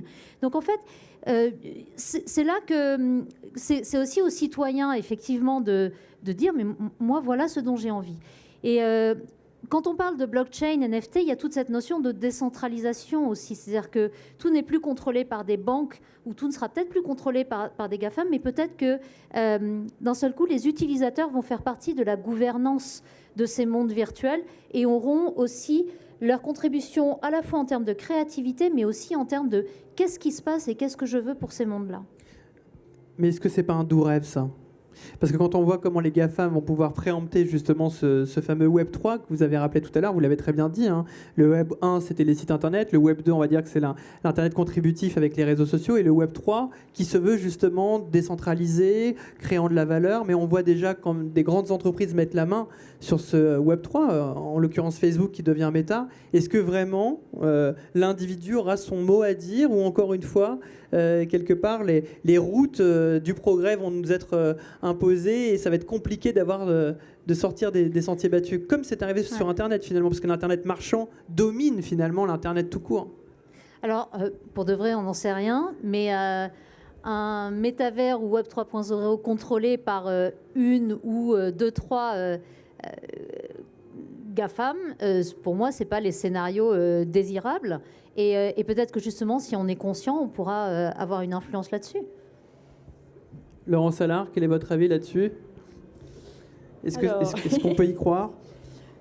Ce qu'on observe déjà, c'est la centralisation autour des NFT sur quelques plateformes comme OpenSea, etc., donc, ou même Sorare, qui est un cas assez intéressant de collection de cartes liées au monde du sport. Donc, voilà, cette promesse d'un web décentralisé, cet Internet de la transaction via les systèmes de blockchain et de crypto-monnaie, pour l'instant, il aboutit plutôt vers des plateformes de marché qui sont de nouveau centralisées. Mais il n'empêche que l'artiste et par exemple et le collectionneur transactent de wallet à wallet. Donc il y a quand même une désintermédiation de portefeuille à portefeuille. Donc ça, cette dimension de décentralisation, elle est nativement en fait, elle est nativement technique dans ce qu'on appelle les blockchains. Ensuite, c'est l'idée d'associer ce développement à du progrès technique. C'est aussi une vision, on va dire, qui est à questionner, parce que si finalement le progrès, c'est d'impacter plus encore l'environnement via des propositions techniques qui n'intéressent que quelques-uns, ça reste problématique, parce que sur les métaverses et les blockchains, il y a tout un problème autour notamment de la demande énergétique pour justement sécuriser les transactions, parce que c'est quand même du chiffrement, donc c'est du calcul, donc il y a de la puissance de calcul.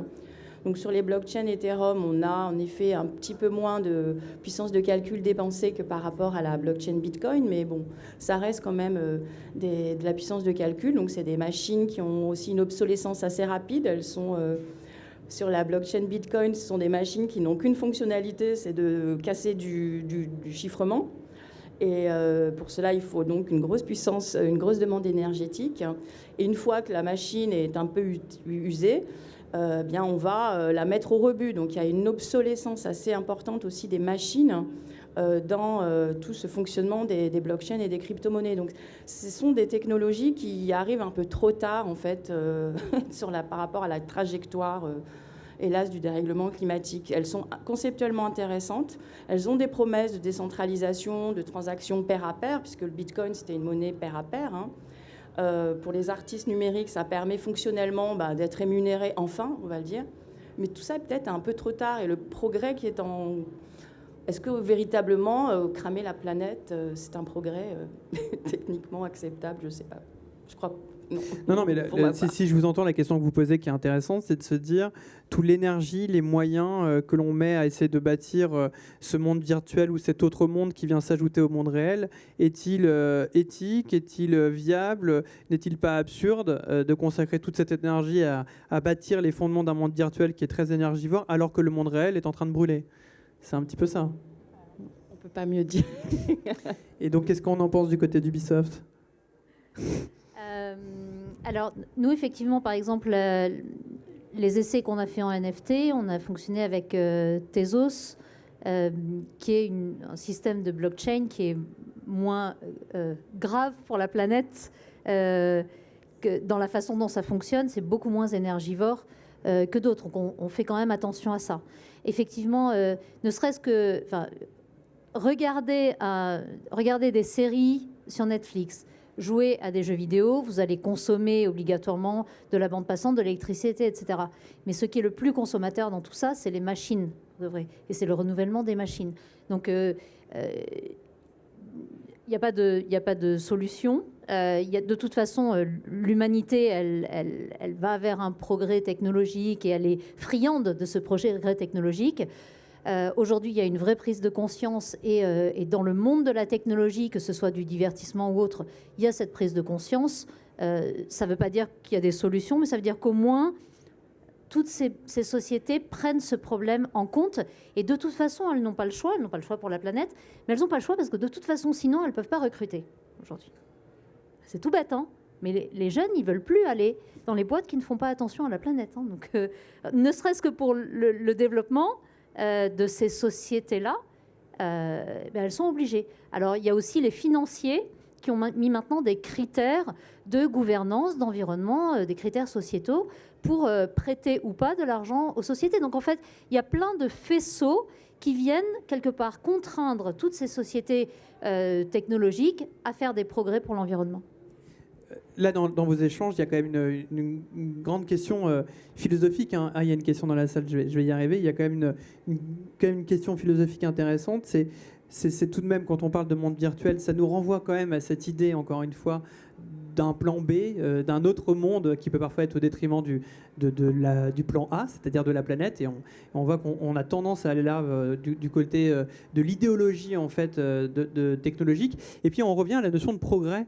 Parce que finalement, vous avez ouvert là-dessus, Laurence Allard, en train de se demander, mais qu'est-ce que le progrès finalement? Est-ce que c'est toujours le progrès qu'on nous impose?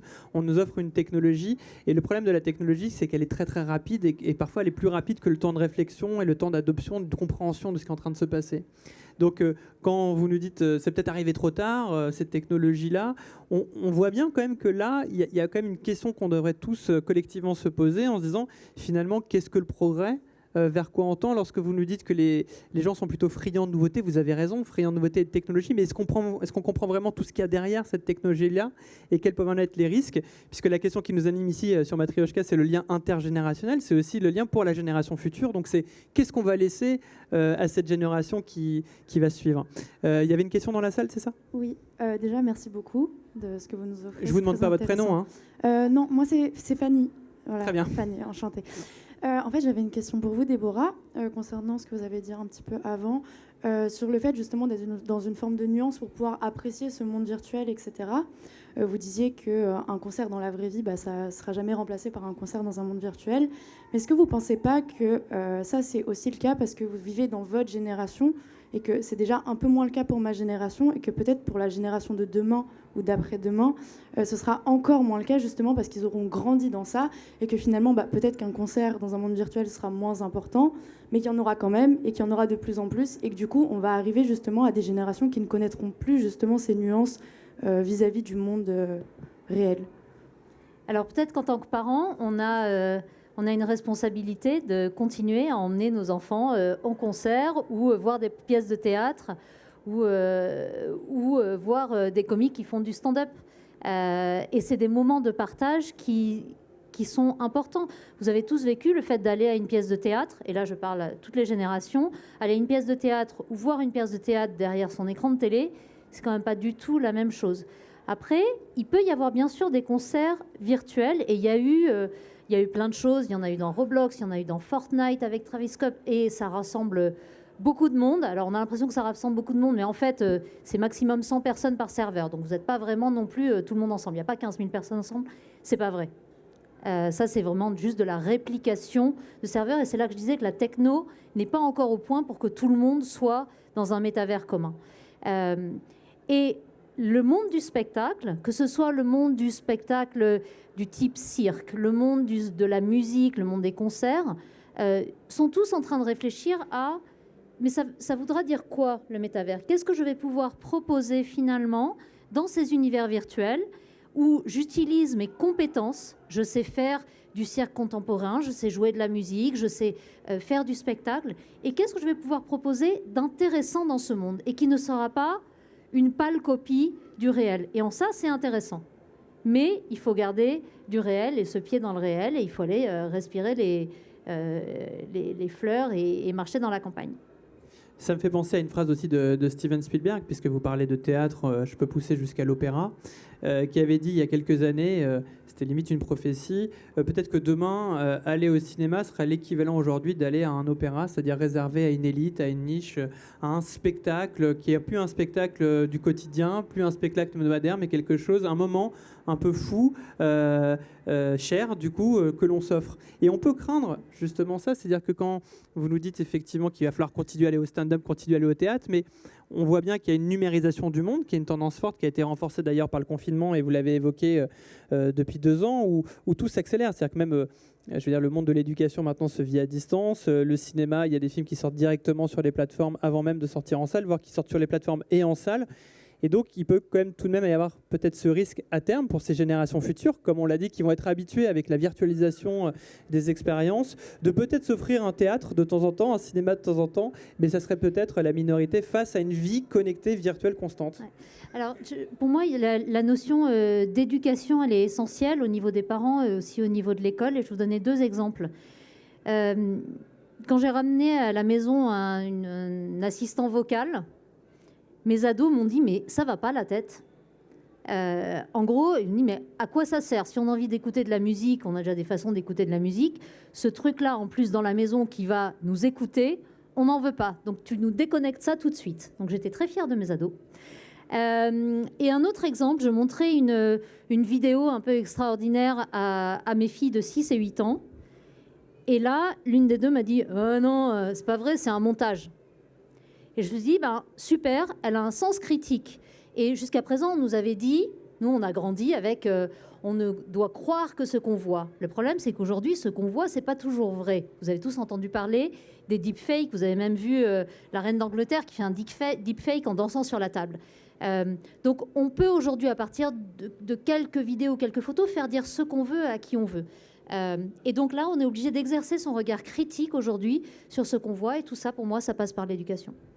Et le chantier est vaste sur l'éducation, puisque encore une fois, là, le temps d'éducation semble un petit peu en retrait ou à la traîne par rapport au développement des technologies. Vous parliez des deepfakes, et c'est vrai que de jour en jour, elles sont de plus en plus performantes là en salle. Peut-être sur la question de la citoyenneté. C'est-à-dire, oui, sur l'éducation aux médias, aux images, le travail, il est réalisé dans les écoles et à l'université, etc., pour ce qu'on appelle l'esprit critique.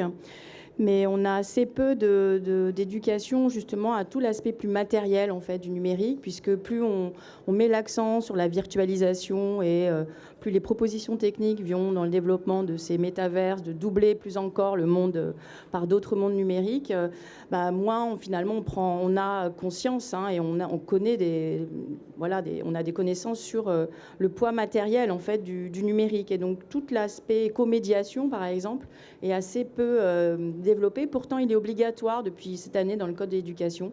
On doit développer dans nos cours, dans les écoles, les collèges, lycées, tout un ensemble de formations autour du fait que le numérique, c'est très matériel. Il faut beaucoup de matières premières pour réaliser ces métaverses.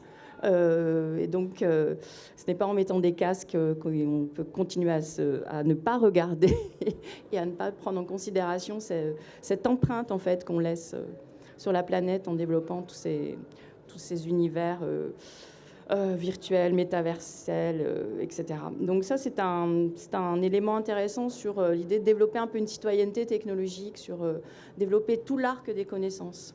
De ce qu'est le numérique, à la fois reconnaissance d'images, des vrais, des faux, mais aussi savoir en effet quels sont les minerais qui sont en jeu, quels sont les déchets que ça génère, quelles sont les bonnes pratiques à adopter de durabilité, et aussi peut-être se former à un peu plus ouvrir ces boîtes noires et pas seulement consommer du métaverse, du Netflix, etc., et avoir une curiosité technologique. Et donc se dire qu'on peut inventer d'autres mondes connectés possibles. Et par exemple, des objets connectés type enceinte vocale n'ont pas forcément vocation qu'à capter vos données personnelles. On peut imaginer des objets connectés qui vont avoir des usages plus environnementaux. Voilà. Et donc récemment, j'ai travaillé à l'ANSES, qui est l'Agence de sécurité sanitaire environnementale, sur un rapport sur les usages des micro-capteurs environnementaux, puisqu'il y a pas mal de ce type d'objets connectés à faire soi-même qui permettent de mesurer l'air que l'on respire. Et ça, ce sont des usages, on va dire, plus collectifs, d'intérêt général. Et pourtant, ça reste du numérique. Et ça permet de donner des informations qui sont plutôt collectives que finalement captées simplement de la donnée personnelle. Voilà, donc les scénarios techniques, ils peuvent être aussi réouverts.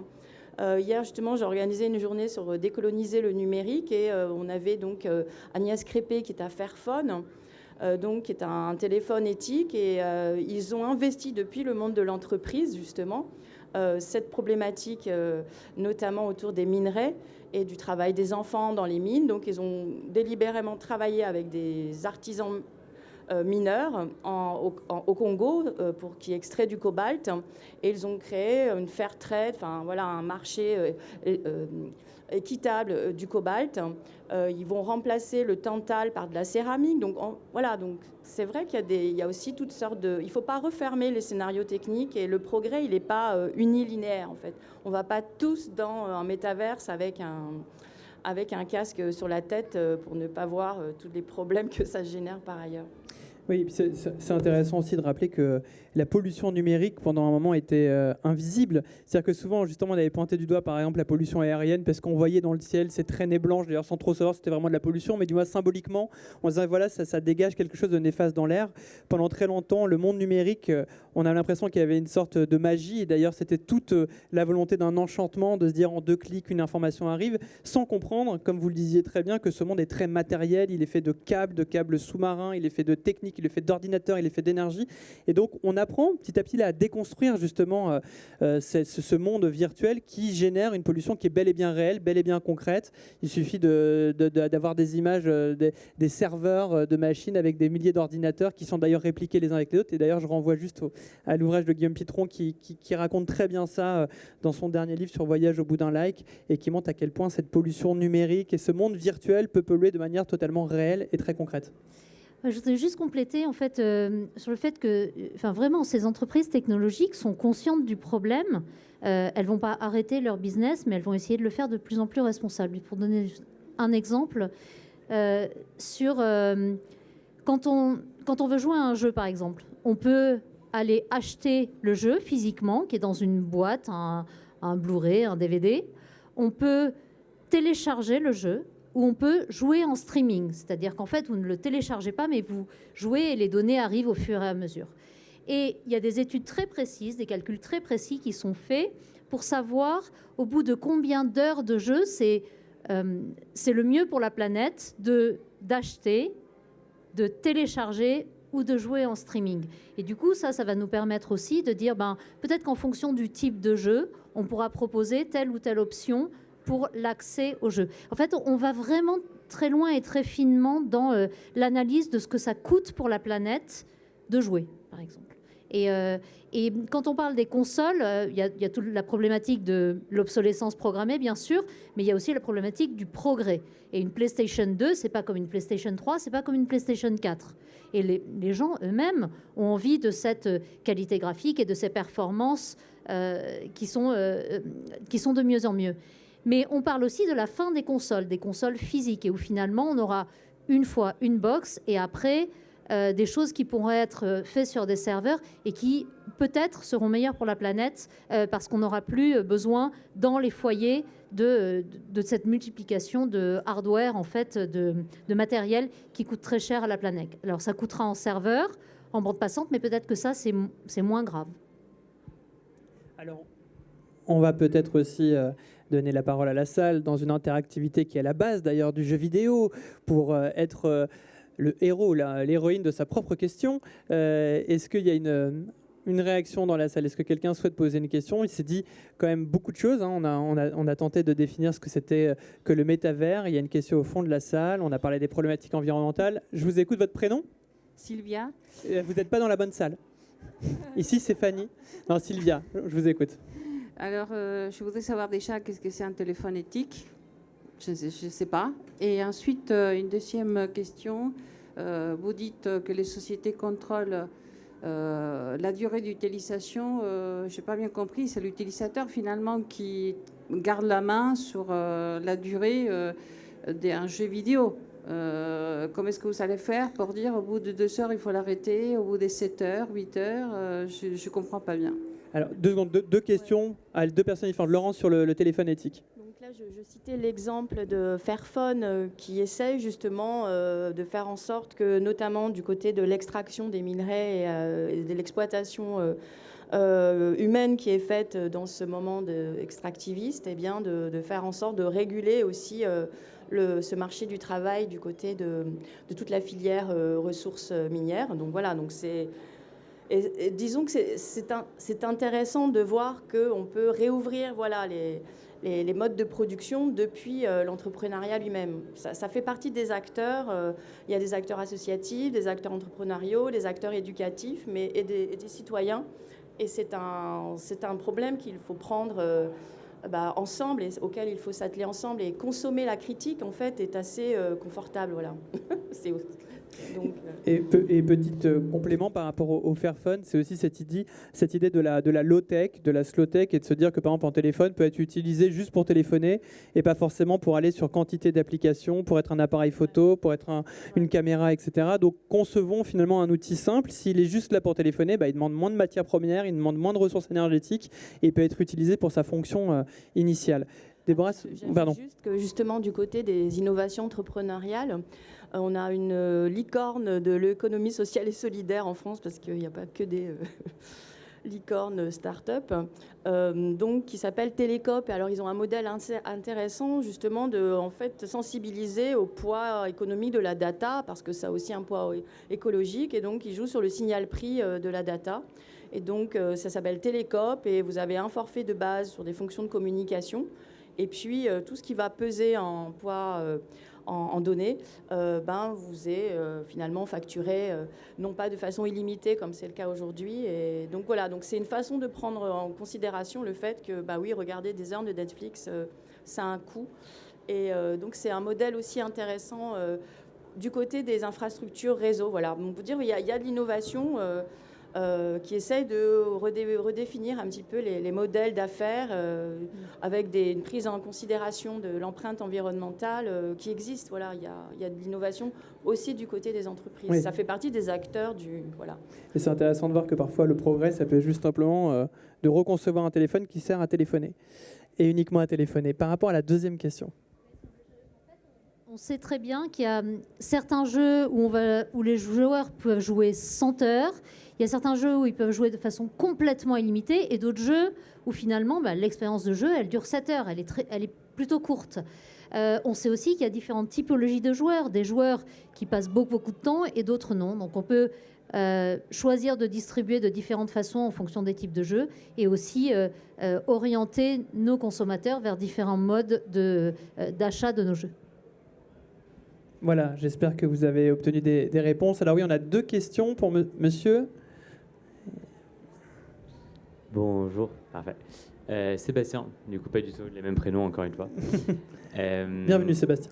Merci, et merci pour tout ça, c'est hyper intéressant. Justement, je m'entends en écho. Pour revenir sur le coût environnemental du numérique, à côté de ça, je me dis justement, il y a un auteur qui s'appelle Rob Hopkins qui théorise énormément les villes en transition et qui part du principe de se dire en fait, aujourd'hui on n'est plus en capacité d'imaginer, et pourtant si on veut construire le monde de demain, il faut pouvoir l'imaginer aujourd'hui. Et donc à la fois en effet, j'entends le coût du numérique. Je me demande aussi comment le numérique peut être cet outil qui nous permet de réimaginer des futurs souhaitables. Et est-ce que vous pensez que c'est vraiment quelque chose que le numérique permet, ou au final pas tant que ça? Alors la question du numérique comme remède pour justement tenter d'imaginer un monde meilleur, mais un vrai monde meilleur, pas dans sa vision technocritique. C'est ce qu'on a commencé à développer avec justement Fairphone, Télécope, et puis la mention de tout cet univers des low-tech. Donc justement, il y a plusieurs mondes numériques possibles qui ne sont pas forcément le métaverse, mais qui justement peuvent devoir s'imaginer du point de vue à la fois des techniques, des infrastructures et aussi des usages, avec finalement ce critère qui va être le critère de leur viabilité, de leur durabilité. Et donc parce que l'empreinte environnementale du numérique augmente pas seulement en termes de CO2, mais en termes justement de matières premières, d'empreinte hydrique par exemple. Voilà, pour faire des composants électroniques, il faut de l'eau. On a une sécheresse au Taïwan et ça crée une crise en ce moment sur ce secteur-là aussi. Donc voilà, il y a cette prise en considération d'amoindrir l'empreinte environnementale, de faire atterrir le numérique, comme dirait Bruno Latour, hein, en prenant en compte voilà, tous les facteurs d'impact, et donc d'imaginer un autre monde numérique connecté qui n'est pas forcément voilà, ce monde très impactant qui est à mon avis le monde plutôt du métaverse, blockchain, etc. Même si bien sûr du côté des crypto-monnaies, ils sont aussi, ça fait partie des acteurs qui sont très soucieux de leur empreinte notamment énergétique, puisque ça leur coûte de l'argent que de payer cette énergie pour faire fonctionner leurs mineurs, leurs machines à déchiffrer les chiffrements. Donc ce sont aussi des acteurs qui se posent aussi ces questions. Tezos et sur d'autres proof de concept, enfin proof of history comme ils l'appellent, pour chiffrer leurs transactions. Mais donc voilà, ça fait partie d'un chantier. Puis il y a la réouverture de nos usages aussi qui doit être... voilà, on est très réflexif vis-à-vis de nos usages parce qu'on nous bassine avec le fait que c'est addictif, hein, que ça capture notre attention. Eh bien, on peut aussi être très réflexif par rapport finalement au coût écologique de nos pratiques numériques. Donc, cette écologie de la communication, elle est à la fois bonne pour nous, pour notre entourage et pour le fait d'habiter ensemble sur une planète qui reste viable et habitable et respirable, etc. Juste petite parenthèse, ça me faisait penser, il y a aussi une autre dérive qu'on entend parfois, qu'on appelle le technosolutionnisme. C'est de se dire justement qu'on va utiliser la technologie de pointe pour essayer de réparer ce que la technologie a elle-même causé et elle-même provoqué comme effet néfaste. J'ai en mémoire notamment ce qui est le plus clair, c'est ce qu'on appelle la géo-ingénierie, où on va avoir des technologies lourdes qui vont tenter de capter les rayons du soleil pour éviter le réchauffement climatique. On a une géo-ingénierie aussi climatique qui va tenter de percer les nuages pour faire pleuvoir dans des endroits qui sont en attente de pluie. Ça, on se rend compte aussi que du côté de la Silicon Valley, il y a des grandes entreprises qui sont investies dedans, notamment Bill Gates à travers plusieurs projets. Les Chinois sont aussi très présents sur cette idée-là. Et ça, c'est encore une fois quelque chose qui est important à signaler, c'est tout ce mouvement en fait qui cherche par la technologie, et on revient à la question de la prière du monsieur au premier rang, qui est de dire finalement c'est la technologie qui va nous sauver, au point où l'humain peut être capable de bloquer les rayons du soleil. Il faut imaginer aussi encore une fois la volonté démiurgique de cette intention-là, mais c'est aussi une solution parfois qui est apportée par le marché, de dire vous inquiétez pas, nous avons la technologie pour réparer ce que nous avons peut-être nous-mêmes causé, enfin ils ne le disent pas comme ça d'ailleurs, ce que la société a causé. Et pour compléter par rapport à votre question, il y a aussi le numérique en tant que média. Donc vous avez les médias traditionnels qui ont basculé en numérique et le jeu vidéo qui est un média numérique par essence. Et à l'intérieur du jeu vidéo, de la même façon que Assassin's Creed est une porte d'entrée dans l'histoire pour des millions de joueurs, ça ne veut pas dire qu'ils vont tout apprendre sur l'Égypte, la Grèce ou la Révolution américaine à l'intérieur du jeu, mais au moins ça leur donne une appétence et ils peuvent aller creuser le sujet. De la même façon, certains jeux peuvent être une porte d'entrée sur des sujets qui peuvent être des sujets de société, des sujets écologiques. Et on a certains jeux sur lesquels on a déjà cette passerelle qui est faite. Je pense à Hungry Shark, qui est un jeu sur mobile, ou un jeu comme Riders Republic, qui est sur des sports extrêmes en montagne, qui est fait par notre équipe à Annecy, tout simplement parce que ce qu'elle voit par la fenêtre du bureau, c'est les montagnes, et c'est tous des amoureux de la montagne, et ils ont envie de la décrire et de faire que les gens l'aiment, cette montagne. Et à partir du moment où on aime quelque chose, on a plus envie de le préserver. Donc en fait, il peut y avoir des sensibilisations. On a une équipe entière qui travaille sur tout ce qui est positive play. Donc en fait, le jeu positif, le jeu à impact positif. Maintenant, on ne peut pas faire semblant. Donc c'est pour ça qu'on n'a pas sorti des jeux aujourd'hui qui vont protéger l'environnement. En tout cas, on n'a pas cette prétention. Mais petit à petit, on arrivera peut-être à faire passer par l'intermédiaire des jeux et des comportements des joueurs à l'intérieur des jeux, des choses qui pourront se traduire aussi par des comportements plus positifs dans la vraie vie. Donc le jeu comme moyen de sensibilisation et d'évolution des consciences. Il y avait une question également tout à l'heure avec une main qui était levée. Oui, de même deux. Et là, sur notre gauche aussi. Oui. Du coup, vous parlez justement du numérique comme une solution face à différents enjeux, et sans vouloir être dans aucune forme de déclinisme, on a quand même beaucoup d'enjeux aujourd'hui face auxquels il faut se positionner, donc la cause écologique, mais également, je sais pas, la croissance démographique qui va être de plus en plus exponentielle. Est-ce que finalement, ça, au-delà d'être une solution, ça va devenir nécessaire justement pour nos sociétés à venir pour pouvoir continuer de se développer, comme par exemple, vous parliez de Ready Player One, c'est un peu ce qu'on voit justement dans une société qui a été tellement malmenée, des gens qui vont être obligés de vivre dans des très petits endroits pour finalement aller vivre dans des univers parallèles beaucoup, où on peut avoir une vie totalement différente. Alors là, c'est cette notion effectivement presque de science-fiction, mais qu'il est pas tant que ça, de est-ce que le monde virtuel pourrait être demain un refuge pour continuer à vivre parce que la vie dans le monde réel serait plus vivable? Alors, j'espère pas. Nous, ce qu'on voit dans les jeux et toutes les études qu'on fait, par exemple, sur est-ce que c'est bien ou pas de jouer? Donc tout à l'heure, je citais certains aspects positifs. C'est vrai, quand on passe trop de temps à jouer, c'est pas bien, mais de la même façon que c'est pas bien de passer trop de temps à regarder des séries, etc. Et quand on regarde un peu l'impact du temps passé sur la vie des gens, pour de vrai, c'est pas juste une question de temps. C'est une question de pourquoi ils y vont. Et des gens qui vont jouer pour socialiser, pour se divertir, pour apprendre des choses, ils peuvent y passer 2 heures par semaine, ils peuvent y passer 20 heures par semaine, finalement peu importe s'ils ont une vie équilibrée par ailleurs. Et on a d'autres personnes qui utilisent le jeu comme échappatoire par rapport à leur vie, comme refuge, qui puisse être émotionnel ou autre. Et là, même s'ils n'y passent que 2 ou 3 heures par semaine, là, le jeu n'est pas bon pour eux parce que c'est une façon de s'échapper qui n'est pas toujours positive. Donc, je n'ai pas de réponse à votre question. J'espère vraiment qu'on arrivera à continuer à vivre dans un monde suffisamment heureux pour que le monde numérique ne soit qu'un complément et certainement pas un remplacement à notre vie. Et je rebondis par rapport justement à ce que j'exposais quand j'ai fait ma petite présentation de la Société du Sans Contact avec le bol sans fond, etc.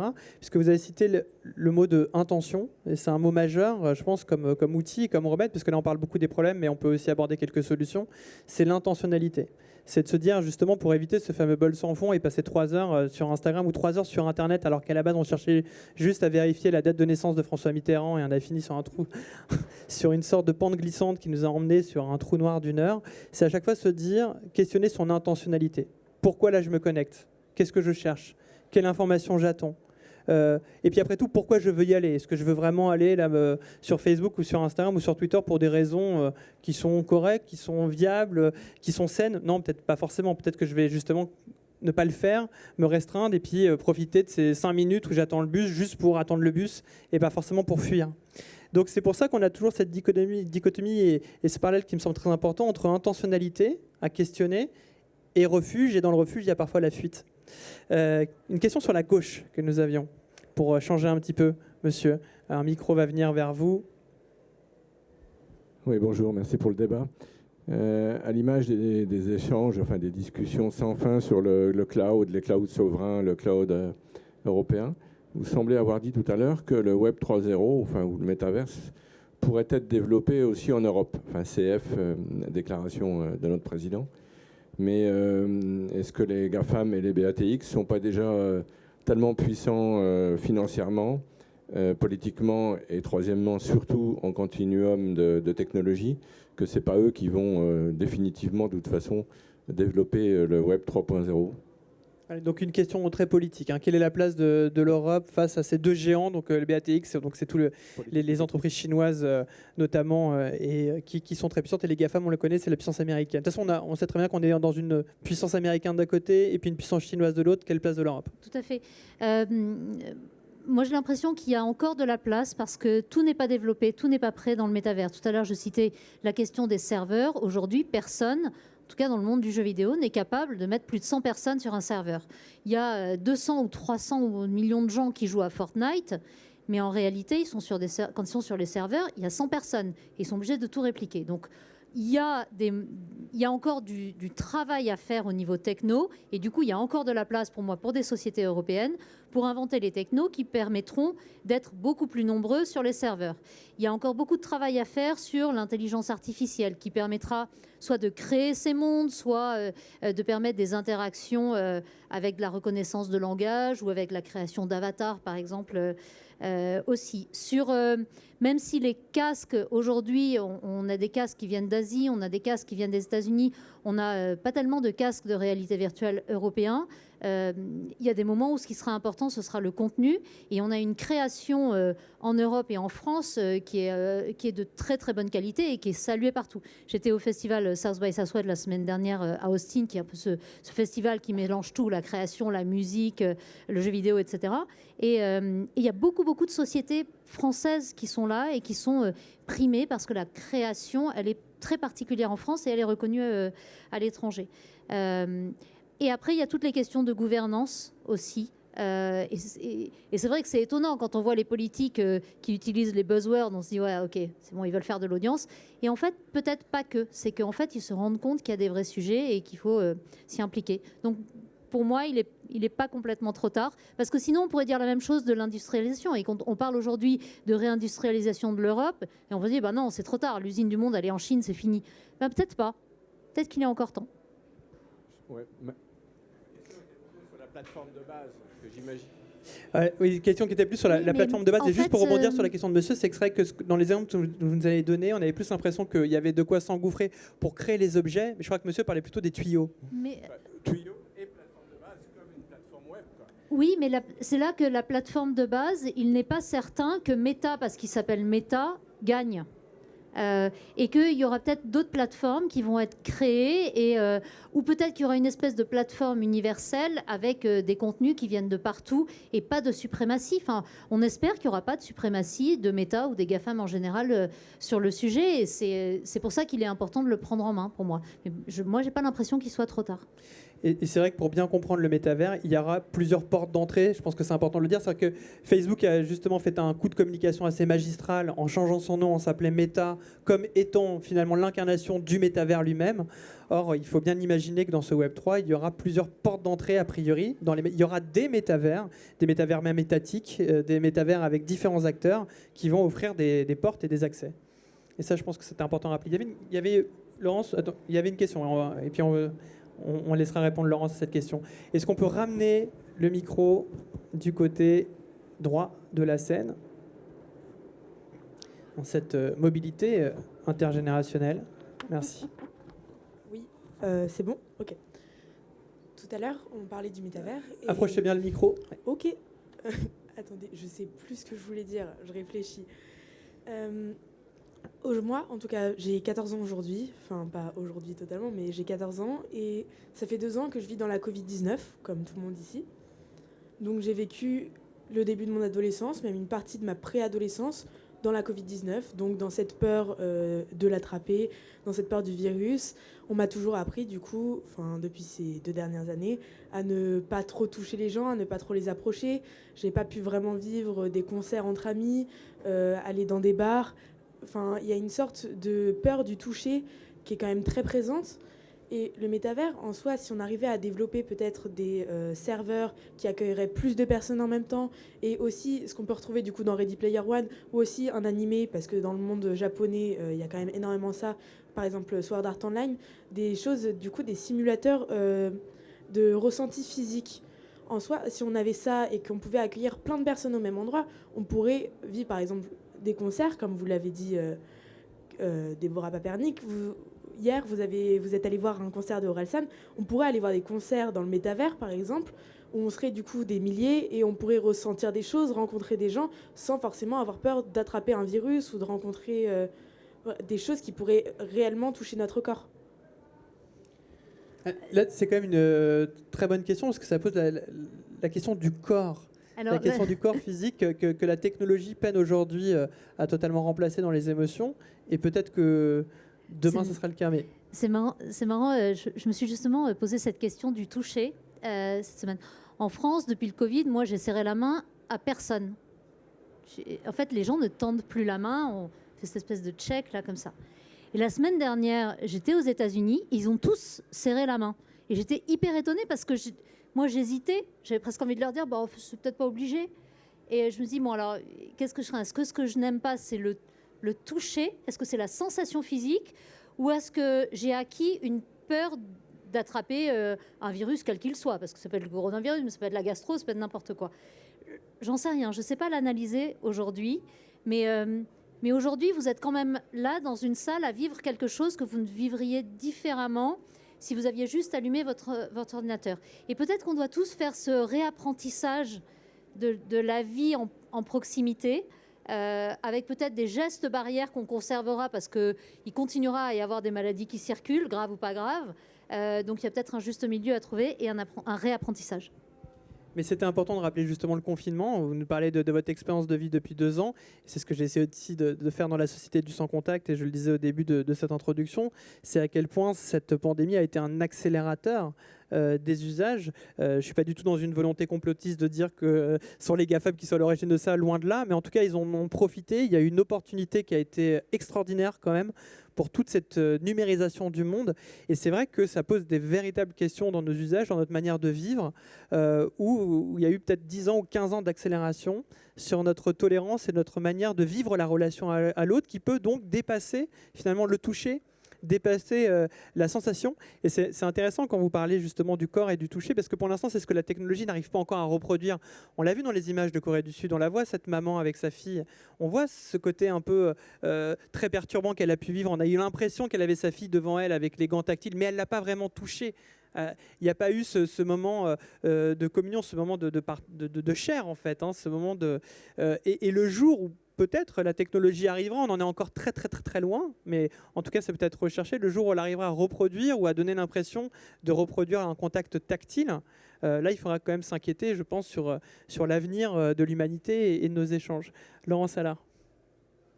L'application qui a connu le plus de succès de téléchargement pendant le confinement était une application qui mettait en scène des corps en mouvement, qui est l'application TikTok. Et c'était assez intéressant voilà, d'observer ce déconfinement de cette application qui était plutôt réservée aux jeunes.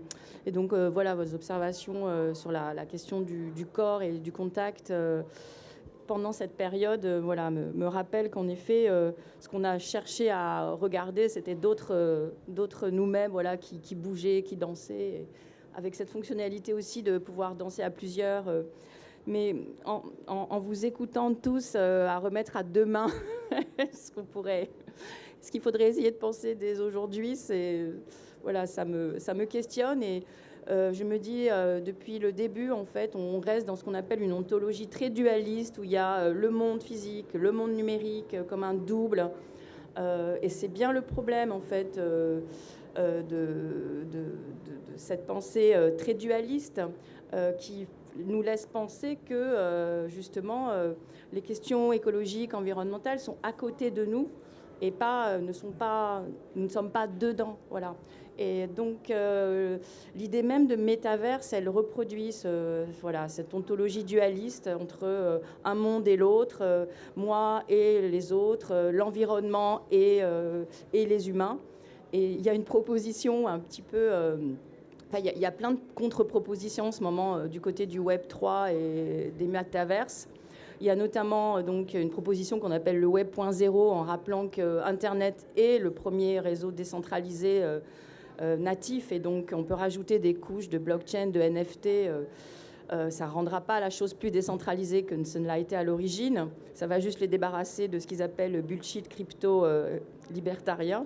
Donc il y a tout un manifeste du Web 2 ou du Web 1. C'est tout, qui est diffusé ces derniers temps. Et puis il y a aussi une proposition de pluriverse, en se référant aux apatistes qui ont justement mis en avant la pluralité des mondes et des ontologies et des relations en fait que nous avons avec notre environnement, avec les autres. Ils appellent ça le pluriverse versus le métaverse, et donc qui essayent de travailler sur des ontologies. Enfin voilà, ils essaient de mettre en place peut-être dans ces mondes pluriverses ce qu'ils appellent une ontologie relationnelle et pas une ontologie dualiste. Où justement ce qui compte, c'est l'interaction, les interconnexions, mais entre tous, les humains, les non-humains. Voilà. Et voilà, donc c'était aussi pour rappeler que même du côté des métaverses, il y a aussi des propositions critiques et qui remettent en cause aussi ce dualisme et qui est un peu problématique, parce qu'on on voit bien que tout notre discours consiste à remettre à demain ce qui est un problème actuel. et dans lequel on ne peut plus se séparer de l'environnement, on ne peut plus séparer la data du minerai. En fait, il faudrait recréer un continuum pour repenser le problème dans toute son ampleur. Et pas, voilà, c'était une réflexion. Alors, on va arriver au terme de cette table ronde. Je ne sais pas, Sandra, je pense qu'en termes de timing, on a un petit peu dépassé, mais là, il faut peut-être pas tarder à accueillir peut-être une dernière question, si jamais elle émerge de vos échanges. Oui, allez, une dernière question.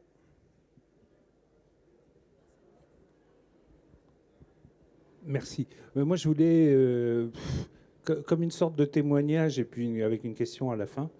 Moi, j'ai pas mal sévi sur Second Life à une époque, et j'étais très étonné de ce que vous disiez, parce que pour moi, c'était pas du tout reproduire un monde à l'identique ou n'importe quoi. Moi, pour moi, c'était un monde d'ingénieurs et d'artistes, hein, où on était en perpétuel libertarisme, ce qui va très bien avec ma vie, puisque je suis plutôt de ce côté-là, et en invention constante. Et moi, ce qui m'a frappé, c'est cette envie de globaliser, en fait, quelque chose qui attire un certain nombre de gens. Et effectivement, il y a des gens qui vont fuir leur vie pour essayer de se faire un avatar qui leur satisfait mieux, etc. Mais je ne suis pas sûr que ce soit une majorité. Et pourquoi globaliser ça, alors qu'en réalité, quand on a voulu quitter, parce que Second Life avait un avatar, c'est catastrophique, hein, le poids énergétique d'un avatar. Donc moi, c'est pour ça que j'en suis sorti, très clairement. Et puis ensuite, ce sont des communautés. À partir du moment où on se rend compte que la technique est limitée, ce qui est le cas de Second Life, les serveurs de base sont vraiment très anciens. Si on veut changer et aller, par exemple, dans la deuxième vie de Canal+, le deuxième monde de Canal+, bah, les communautés n'ont pas suivi. Exactement comme sur Facebook, quand on essaye de changer. Donc, est-ce qu'il n'y a pas quelque chose d'un petit peu pervers à essayer de vouloir toujours faire de quelque chose, d'une expérience qui réussit au niveau local, on va dire, comme tu disais, et puis le globaliser mondialement?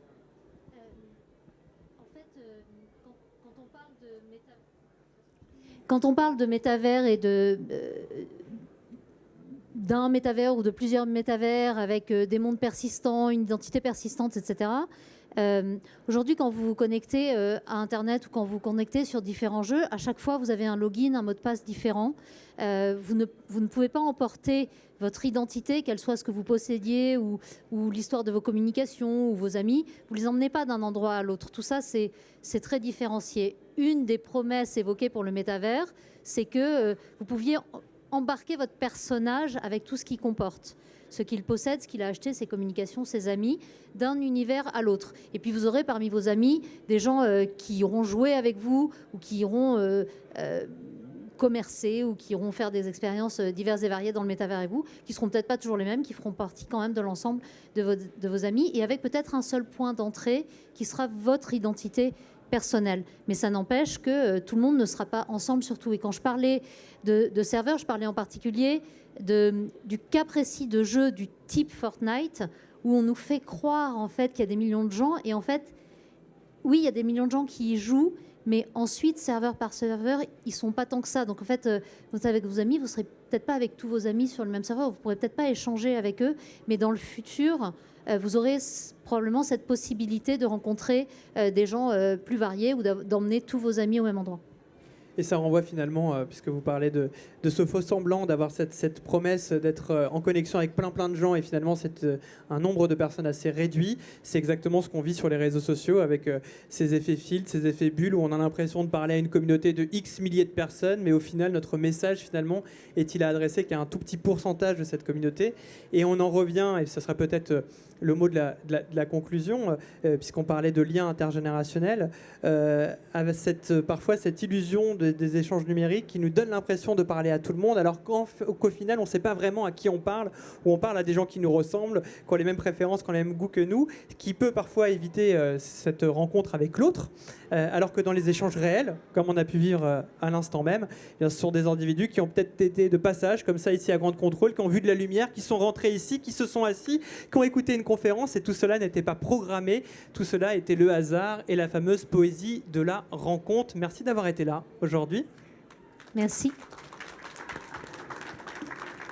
Alors, En termes de ressources, je renvoie au dernier ouvrage coécrit par Laurent Salard, Alexandre Monin et Nicolas Nova qui s'appelle Écologie du smartphone. On en a parlé un petit peu tout à l'heure. Laurent Salard, je crois que vous faites une petite signature d'ailleurs de cet ouvrage-là avec Alexandre dans la poursuite de cette table ronde. J'aurai le plaisir aussi de signer le livre de la Société du Sans Contact qui a ouvert cette petite conférence. Vous rappelez aussi en termes de ressources, puisqu'on a beaucoup parlé de métavers, que c'est un objet très complexe à comprendre et qui provoque finalement de multiples réflexions à la fois sociologiques, économiques et philosophiques. Je vous renvoie à une émission que j'ai le plaisir d'animer aussi sur France Culture qui s'appelle Le Meilleur des Mondes, qui est disponible en podcast, et on parle beaucoup justement de ce métavers, et pour bien le comprendre, pour bien le cerner, on a souvent besoin d'un peu plus d'1 heure. Mais merci Déborah d'avoir été avec nous. C'est pas tout le temps qu'on a justement des acteurs et des actrices du marché qui peuvent nous parler de l'intérieur des machines. On a souvent tendance à avoir des gens, et on adore parler avec des journalistes ou avec des chercheurs,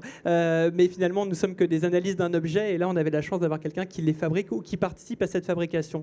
Merci à vous toutes les deux et merci à vous. Matrioshka.